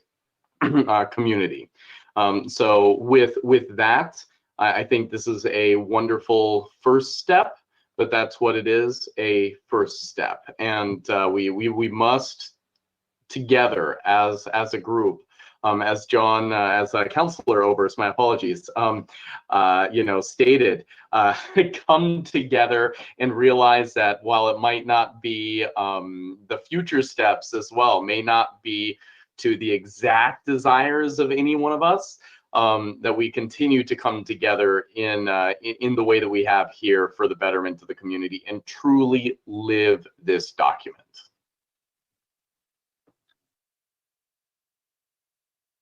Thank you. And Councillor Carey.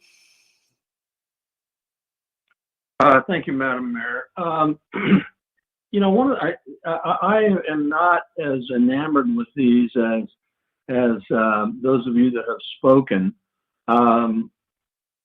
You know, I still feel like we have some things in areas in categories that don't belong. We have under the what we value that segment. We have action items there. We have action sentences that should be better placed in what we will do. Now, that's been suggested, hasn't gotten a lot of traction, but and honestly, it's the result of a lot of, and Marty, great job of getting as much of this together as you can, chopping and changing, cutting and pasting. I don't know that I've seen more commas in a document in a long time, necessary ones in particular. But there's also, you know, I see a value statements as aspirational, as looking forward. And, you know, I saw a lot in this that was looking backwards. And, you know, I don't know, I floated a version of this that didn't get a lot of traction that I was hoping was going to be a positive, forward-thinking one, but it didn't, which is fine. But I guess that's there's a tonal thing there that I don't feel good about. It seems it's looking backwards, and never mind the structural pieces of action items and values and that kind of thing. Whether that's something we can take on in the future, I suppose is up to the group. Yeah, thank you for that. Since I actually typed up the final one, and I thought I got a couple of your points that I really appreciated out of your last work, but we'll discuss those finer points later over a glass of wine sometime. And in fact, we did move quite a few things to action items, as you say, right? There were things in other places, and I think this really did capture much more and absolutely can continue to be improved upon, both in tone and content as we move forward. But we do have a motion on the floor, and I will take a vote to adopt these as our council and City of Monmouth values statements. All in favor, please signify by saying aye. Aye. And any opposed? Regrettably, I'm opposed for the reasons that I talked about earlier. But I will support it. I'm not. We're all together on this one. Yeah, I know you appreciate the values, and you're not opposed to the values because you were very thoughtful in looking again, taking a final look at these, Councillor Carey. So we will adopt these as our values statements and continue to have lively discussion about how to implement them and memorialize them. So thank you all for that. We do have our reports before the Urban Renewal Agency, but I would like to ask for indulgence for just about a 7-minute break, if that's okay, before we move forward. And so I have 8:13 and we'll reconvene at 8:20. Thank you.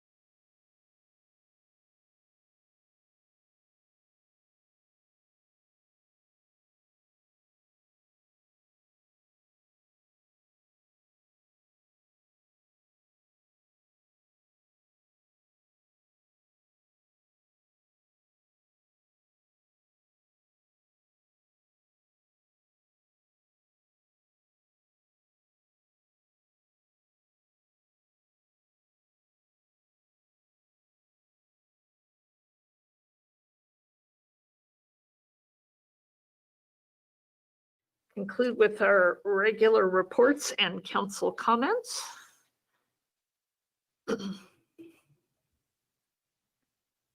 Let's see, I've got 2 of them back.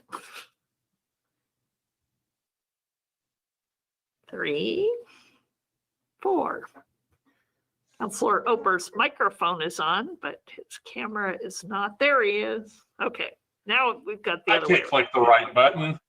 All right, thank you all for returning, and I will start off this evening with, again, a very brief mayor's report. Just in the last couple of weeks, Pacific Health Source, which is our coordinated care organization, has released a video production that was done, a public service announcement about getting the vaccine. And they invited members of our Monmouth and Independence community to talk about why either people should get the vaccine or have gotten the vaccine.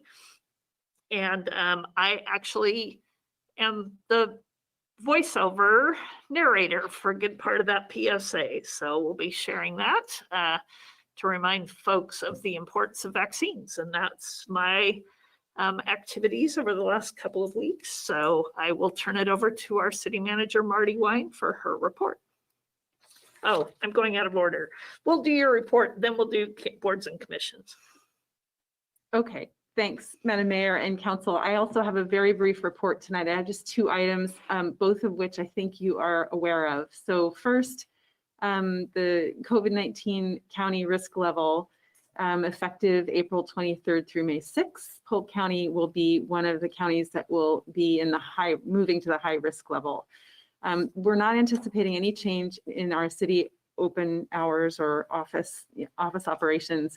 But our county would otherwise qualify for the extreme risk level based on the county metrics, except that the statewide hospitalization triggers have not been met. So the main impacts of being in the high risk level at this point are in the community will be the restrictions will be tighter for indoor dining and fitness centers and entertainment venues, and they're limited to 25%. So you're probably all aware of that change, but that came out, I think, earlier today. So the other thing I wanted to just mention, and I know that we've regularly been reporting to you about the cleanup of the gas spill, the gasoline spill on 99W in Maine at the gas station. Department of Environmental Quality at the state is in the lead to be working with the contractor to remove soil on site at the gas station and under Main Street. And they've been working 24 hours a day since last Thursday with a goal to reopen Main Street as soon as possible. And we continue to work in both our sewer system and our water system to monitor for the presence of gasoline. So cleanup continues. It's not an exciting news story, but I just wanted you to know that work is still underway. And that's all I've got for my report tonight. I would welcome questions if you have them. Councilor Oberst. So I was speaking with someone who works in the medical facility there who gave me a figure for the amount of gasoline spilled that made my eyebrows go several stories above the house. It was so high. What do we have an estimate for how much gasoline went into the ground at this point? And what we're hearing from DEQ and NWFF, our contractor, is that they estimate the spill to be in the 14,000 gallon range. And I should have mentioned that Department of Environmental Quality has a blog, a DEQ blog that is updated, and we are getting to updates about every 2 days when there's something to report. But that was one of the more troubling bits of news about that incident, is that the spill was much greater, many more gallons spilled than originally estimated.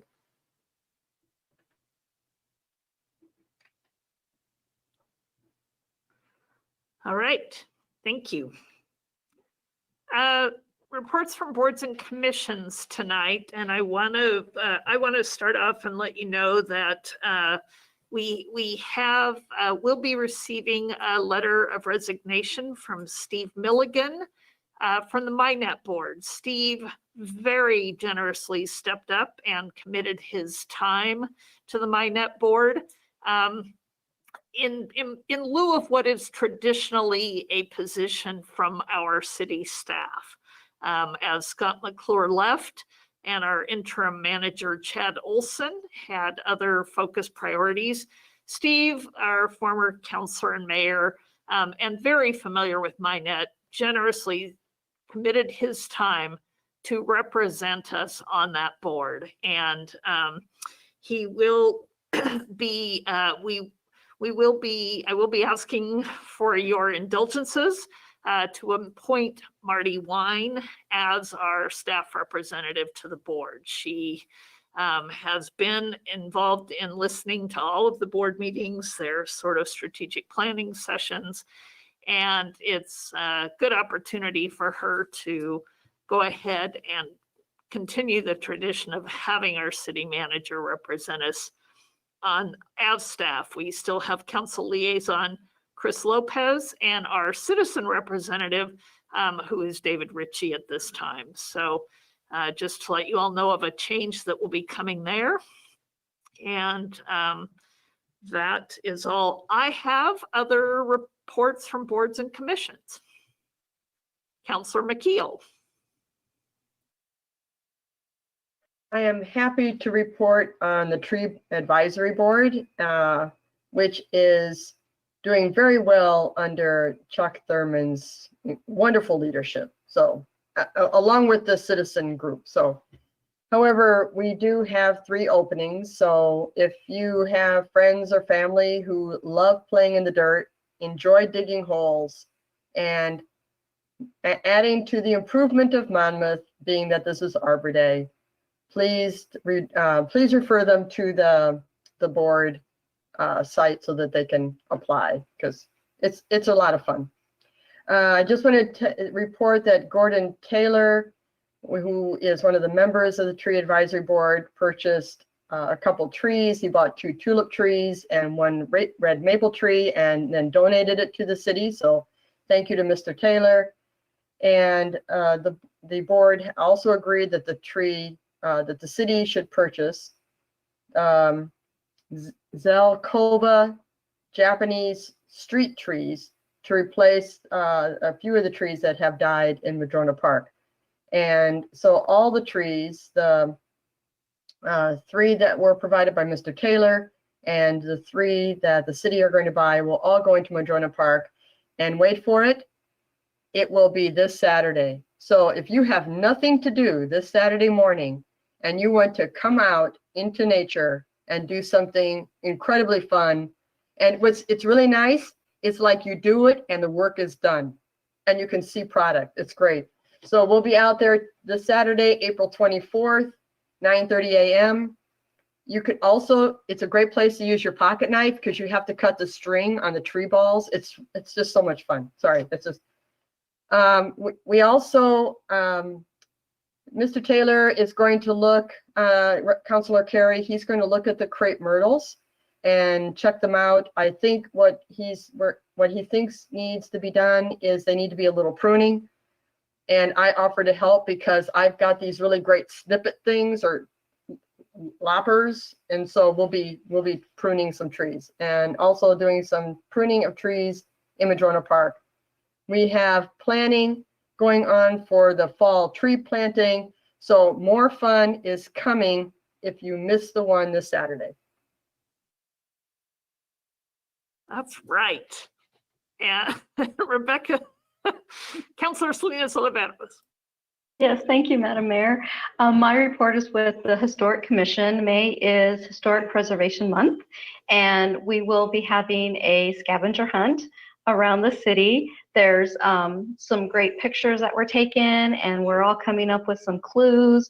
We're hoping to publicize this a little more and maybe get some of the schools involved and families involved. It's a great outdoor activity.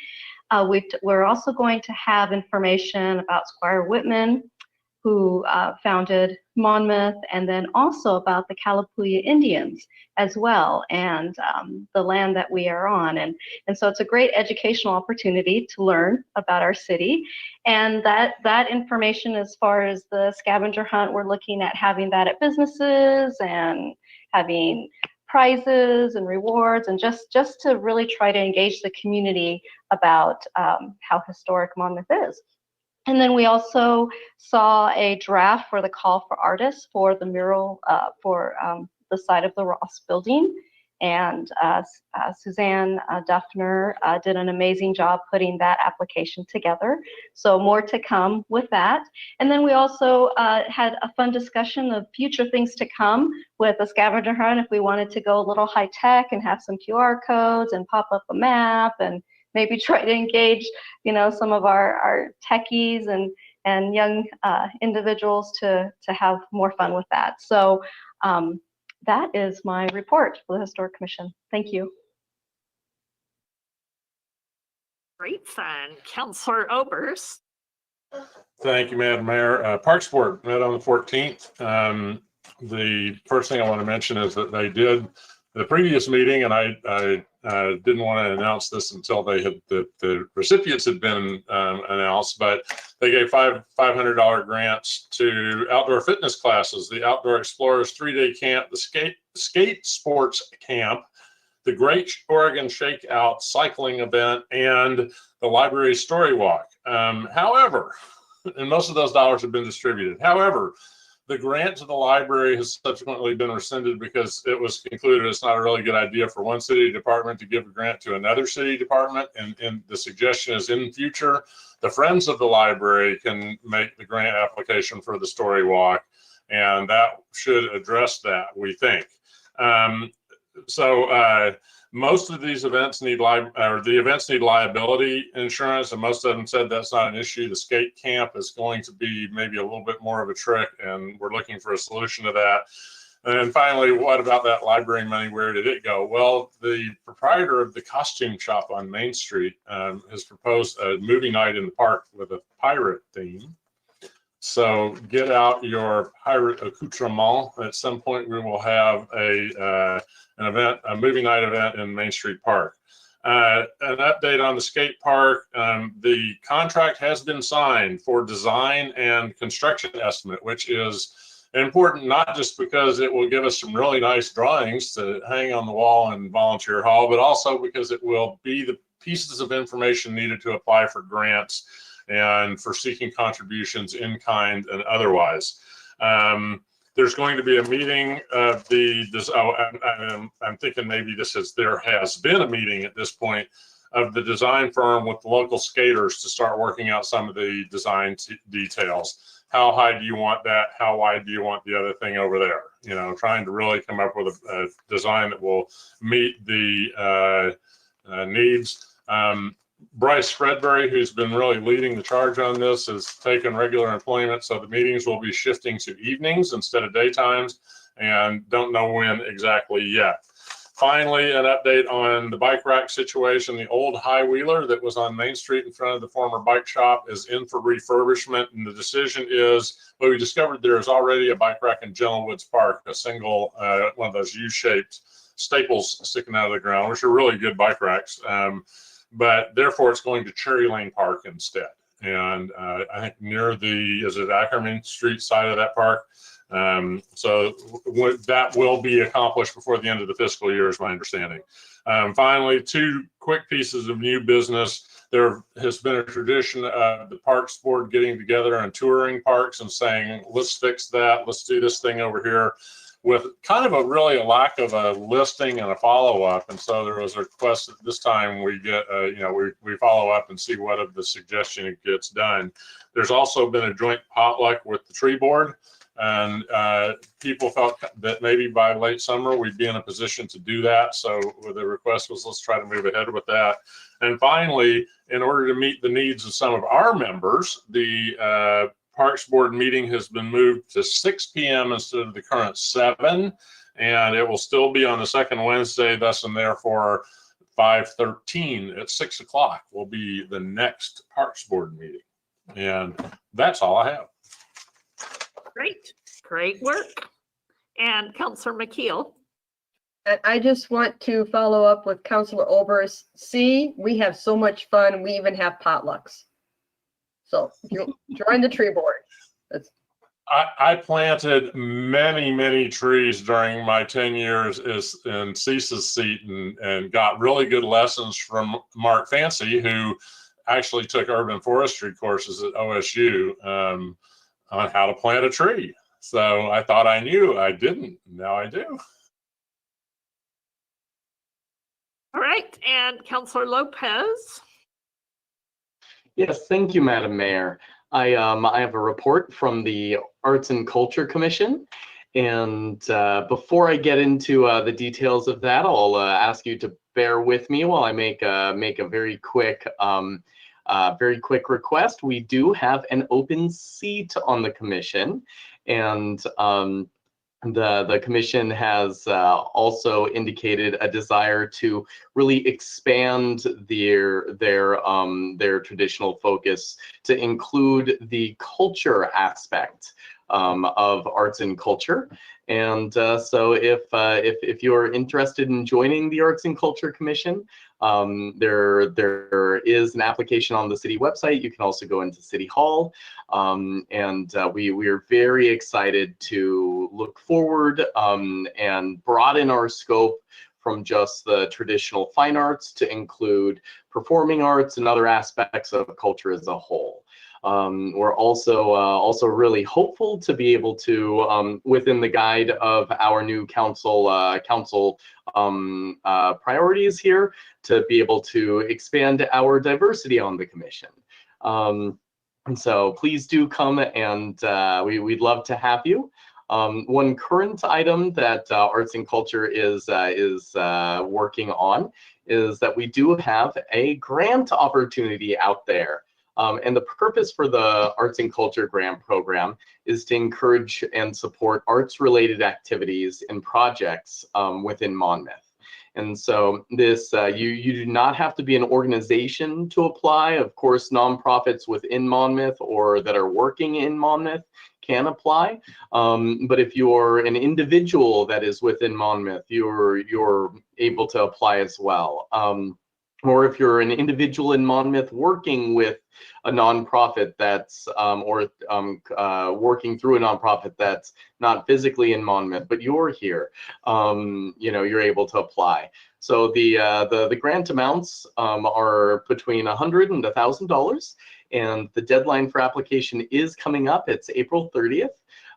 Information about the grants and the application form is on the city website. It's right on the front page. When I look it up on my computer, it's on the left-hand side, about halfway down the front page there. So we'd love to have your ideas, and we'd love to see how we can better forward our local arts and culture here. And then I also have a little tag on to what our Mayor Coons said. I'd like to extend a huge thanks on behalf of MyNet and on behalf of myself and the city to Steve Milligan for his service to the board. There's a lot of transition here lately with the bringing on our new city manager, Marty Wine, and having Mr. Milligan in that position during this time of transition was really key and crucial to be able to continue our success there. He has incredible depth of history and knowledge about that organization and the city, and it was really wonderful to be able to serve with him. MyNet does meet this Thursday. We're meeting virtually, and in our next council meeting, I'll have more information from that MyNet meeting for you. Okay, great. Thank you. We typically have a planning commission report. So Councillor Terry. Madam Mayor, I didn't report because the product of our last meeting was an agenda item that we had today. So that's what came from the meeting that we had 2 weeks ago. So in the interest of time, I was passing, but thanks for thinking of me. Yep, I figured that was their agenda. So thank you very much. We do have a couple of moments for council comments before we adjourn to the urban renewal. Anyone have any announcements or comments? Councilor Oberst? Slipping off my city councilor hat, putting on my co-chair of the Friends of Monmouth City Hall PAC. We are slowly but surely working our way through town and visiting with registered voters seeking support. If anyone in the audience has an overwhelming desire to meet their fellow Monmouth residents, I'm the guy to talk to. I would be more than happy to guide you in that endeavor. We are down to about 10 days before ballots hit mailboxes. My sense of things is that the community is interested in this measure and perhaps supportive. We will find out on May 18th. In the interim, come see me. I have work for you to do. Thank you all. And he also has a lot of answers to questions. So we know as folks have questions about this project and why we're undertaking it, lots of good information on our website as well as residing in his head. And Councilor Carey? Madam Mayor, I'd just like to acknowledge the passing of Hamid Barani Kashani, longtime business professor and chair at Western Oregon. A guy that's been in our community for a long time, really good guy, and suddenly passed. And we feel bad about that, all of us. Yes, thank you. All right. At this time then, I would accept a motion to adjourn to the urban renewal meeting. So moved. Thank you. All in favor, please signify by saying aye. Aye. And any opposed? All right, City Council is adjourned. And we will now switch hats, and the Urban Renewal Agency Board of Monmouth, I would like to call to order our meeting of Tuesday, April 20th. And again, we start with the roll call of members of the board. Phyllis? Ms. Belts is excused. Mr. Carey? Here. Mr. Lopez? Here. Ms. McKeel? I'm here too. Mr. Oberst? I'm here, John. You had us in suspense. Ms. Salinas Oliveros? Here. Ms. Kuntz? Chairman Kuntz? Thank you. Thank you very much. I am here as well. And we do have minutes from our most recent meeting, which was also held on April 6th. Those minutes were in the packet. And if I would accept a motion for the consent agenda item of the minutes of April 6th.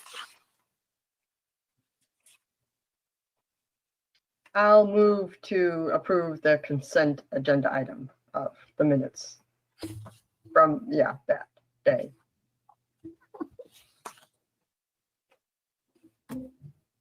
Second. All right, thank you. Ms. McKeel and Mr. Carey for the motion and the second to approve the consent agenda. All in favor, please signify by saying aye. Aye. Aye. And any opposed? Seeing none. Thank you. We will move to our business agenda. And I believe Suzanne is introducing this item. So Yes. thank you, Suzanne. Okay, great. So a little for a general assistance grant request that the city received from Crush Wine Bar and Tasting Room. So this is a grant that's funded from our urban renewal funds for eligible properties. And as you know, Crush is a wine bar and tasting room on the corner of Main Street and Warren, just across from our volunteer city hall area. The applicant is John Bracken, who is with us tonight from Crush Wine Bar, and he is looking to expand his kitchen space. I don't know if there are some photos in the packet tonight that show kind of the existing conditions, and it's a pretty small space that they're working in, pretty crammed. I think there's some garden sheds that might be a little bit bigger in size than that current size. So the desire is to be able to expand that commercial kitchen space into the adjacent addition that's on the Warren Street side of the building. It was an add-on to the original building, and to be able to make that into more of a professional kitchen space where they'll have much more room for an upgrade to kitchen appliances, to be able to expand their menu offerings as part of their restaurant. So the cost estimate is approximately $40,000 to the building improvements. That doesn't include the actual kitchen equipment costs as well. So the kitchen equipment, depending on whether or not it's purchased used or new, will range from another $16,000 to $28,000 as well, on top of that $40,000. And the amount requested is $15,000. So that's our usual maximum request for these general grant assistance. We do require a 50% match requirement from the business or property owner. So in this case, with the $40,000 plus project costs, the applicant is well exceeding that 50% match requirement. There is more detailed information in the application about the proposed improvements. So it's improving the shell of the addition and being able to complete the flooring and the walls, the upgrades to the electrical, mechanical systems to be able to install the hood. So it's will be quite the state-of-the-art kitchen once it's completed. There's a layout provided in there. Our criteria that we consider for these general grant assistance is if the projects are consistent with our urban renewal plan objectives and goals. Certainly this project would increase business activity, employment opportunities in our downtown Main Street subdistrict, which the property is located in. We do have the funds budgeted and available. This would be our first grant request of this fiscal year. So we do have funds available. And it's certainly, the project is consistent with our goals to create a vibrant downtown that has destination restaurant businesses for folks to come down and enjoy. The Main Street district certainly would be a significant investment and adaptive reuse of this building, and help retain an existing business that's been in Monmouth for a number of years. So staff is recommending approval of the grant application. These grants are done on a reimbursement basis. So if approved, the city staff will prepare a grant agreement to enter into with the applicant, the business owner, and then the work gets completed. There's an inspection that's done. They have to get permits. They've already spoken with our building official about the steps needed to get it permitted properly. And then if it passes those inspections, then upon receipt of a paid invoice, then we were able to reimburse for up to the grant amount awarded, which again, that request is $15,000 in this instance. There are some there's alternatives outlined in your staff report and a proposed motion. And then I was just going to turn briefly to John before we open up to questions to see, John, if you had any other comments or questions that you wanted to clarify on the application. Thank you, Suzanne. That was a great rundown of what we've got going on. Well done. Thank you. I think one of the only things I'd probably add to that is part of the design in our layout of that section of building is including the future ability to possibly move into the front space of that building right behind us. So there'll be room for a pass through a doorway, basically, for our staff to be able to service customers in the front part of that space at 111 Warren Street, which is right now occupied by some audio technician guy. But there's been negotiations going on with renting that space out and improving that space as well in the future. So with our improvements to the section of the building that we have been granted access to, now we will be incorporating some framing and some stuff that'll allow us to more easily move into that space and improve that space at a future date when funds are a little bit more available than now. But so that may be a second step, a second phase in the project, in the next year or so, depending on what that tenant does. So I want to throw that out there. And then also, I know we had pretty limited space in that report, but we included some pictures of the bird's nests and the gap in the buildings that showed just kind of how rough that building had gotten, how neglected it was. So anyway, it was quite the storage facility, I guess, used in the past. So anyway, it'll be quite the improvement over its previous use, that's for sure. That is for sure. Yeah. This is very exciting. I'd love to see that, see this opportunity for you. And again, faith and commitment during crazy time, John, to continuing to provide this. Do I see any questions from council? Yes, Councilor McKeel. So it's great that we have this urban renewal fund to be able to help. This is really exciting, and it's a very interesting picture that you provided of the space that you want to move into. Is like, yikes, that needs a lot of help. My concern is because you're not the owner of the building and you'll be making a lot of improvements to this building. Will the landlord of the building say, okay, look, it's worth a lot more now. We've just fixed it all up. So and I asked this question earlier of Ms. Duffner about the possibility of asking the person who owns the building not to increase rent because it's now worth more. And I don't know if that's a possibility or not. And so, Mr. Chevalier, if you could, I think that's a question to you. And maybe there's nothing to do, but it would be nice to protect the business owner a bit for not having increased rent because we've been able to provide some urban renewal dollars to help get that building ready for you. I would say that's probably nothing for us to do. It's not part of the grant program, not a criteria, not a condition of approval that's within the rules and regulations of the program. Something perhaps for some future consideration, but I don't think that this would be something we could impose as a condition of this grant. Okay, thank you for that.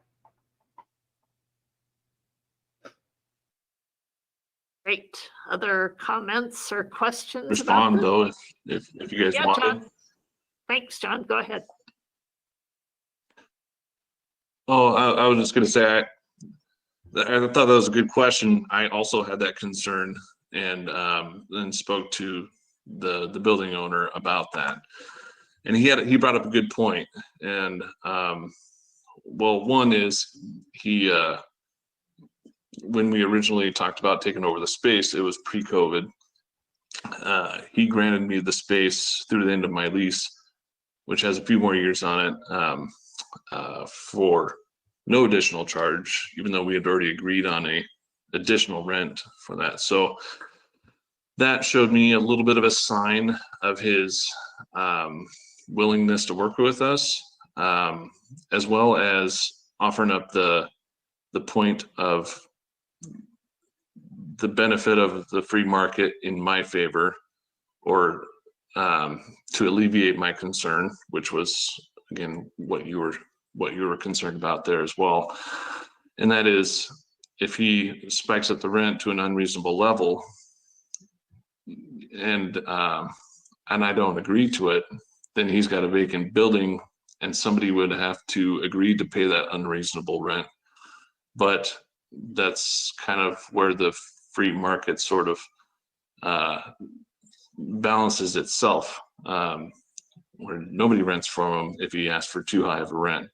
So I do expect to maybe have to pay for that additional rent in the future upon lease renewal, but it's a couple of good signs in my gut there anyway, saying that it wouldn't be too bad of an increase if it were to have any at all. So, but good Thank you. question. Yeah. Well, and if you left, we'd all be in mourning. So we're trying to alleviate that. So you've got a great restaurant and wine part thing. Thank you very much. I really appreciate that. We're trying. Okay, and so obviously this does meet all the current requirements of the grant, and the amount of 15,000, Suzanne, you mentioned, is the maximum under this particular program, right? So, okay. And yes, Ms. Salinas Oliveros. I am ready to entertain a motion if no one else has any other questions. So, okay. I move to approve the general assistance grant application for $15,000 for Crush Wine Bar and Tasting Room located at 105 Main Street East. And I would note that this is exactly what this program is for, so I would second that motion. All right, thank you, Ms. Salinas Oliveros and Mr. Oberst. And seeing no additional questions, all in favor, please signify by saying aye. Aye. Aye. And that passes unanimously. We're very pleased to be able to provide a little bit of support towards this project. So go forth, and we'll be excited to step into the space, which is unimaginable at this point, looking at those photos. So we're excited to. Sorry, we're excited to see like the addition to your menu. So I'm like, wow, my mouth is watering. Yep, we'll just get through this part of the pandemic so we can go back to more capacity. But in the meantime, we'll enjoy the smaller capacity in the tent. So. And be sure to wish John a happy birthday. Today is his birthday, so he gets extra points for coming to the council meeting. Happy birthday. Happy birthday, John. Yay. Yay. Should we sing? No. Sorry. Oh. But thank you for joining guys so us. much.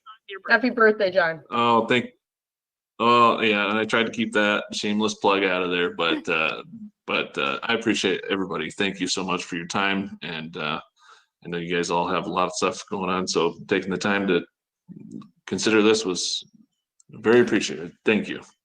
All right. Best birthday gift ever. Thanks. All right. I don't believe we have any other business before the Urban Renewal Agency Board. Carol? Yep. So I actually have just a quick question because this is all new to me with Urban Renewal Fund. And I was wondering how other business owners in downtown or in the Urban Renewal District are informed about this. Did we send them a letter? And I apologize for my ignorance on this. I just like, oh, this is really cool. Do they all know? Yeah, that's a great question, Councillor McKeel. So it hasn't been as robust, I will fully admit, within the last year. Things kind of been COVID, right? But I think part of it is speaking to the businesses and seeing a need and making that one-on-one contact. We're fortunate in that a lot of the businesses in the past on Main Street have taken advantage of it to at least do a painting, of their building on the outside for the facade grant. But I think now that we're waning in our last years of urban renewal, that your point is a good reminder that we have changes in business owners and property owners, and it's a good opportunity to make that plug for it. I mean, it does require the match, so it's a little bit unusual to have a business like John's that's coming forward ready to expand and have that match available. But I think, you know, with some of the restaurant relief fund that's coming out, hopefully that will help make some of our restaurants whole. So there could be other opportunities. So, and please, if you're aware and you're, you know, speaking with businesses and residents, know of somebody that might benefit, please let me know. And I would be more than happy to make that contact and explain the opportunities there. And it's not just Main Street businesses. We do have some assistance on the East Main Street side as well to be able to help with some of those funds. But they do have to be in the urban renewal. They do have to be in the district. urban renewal. Yeah, there are certain restrictions on that. So Yeah, and just to let you know, we also were able to support Petals and Vines as they remodeled after they were unfortunately hit by a car, and added a lot of their accessibility and things. We also contributed money from urban renewal for that. So we have had a couple of sort of more visible projects and look forward to even more. And Councillor Oberst, I am not going to recognize you unless you are going to adjourn, because we're after 9 o'clock and I'd like to finish up here. So I just wanted to remind you also of the work with the building on the corner of Main and Monmouth. The Urban Renewal District made it possible to keep that historic mural on the side of the building to show through into what's now Bemidji. So that was another, I think, $15,000 grant to enable that. That's all. yep, got some great history we will catch up on sometime. So, and do I hear a motion to adjourn? So moved. Yeah. All right, I hear two of them. Thank you, Mr. Oberst and Ms. Salinas Oliveros. All in favor, please signify by saying aye. Aye. All right, and we are adjourned. Thank you all very much. And Thank you. Thank you so much. see you, Good everybody. night. Good night. Thank you all.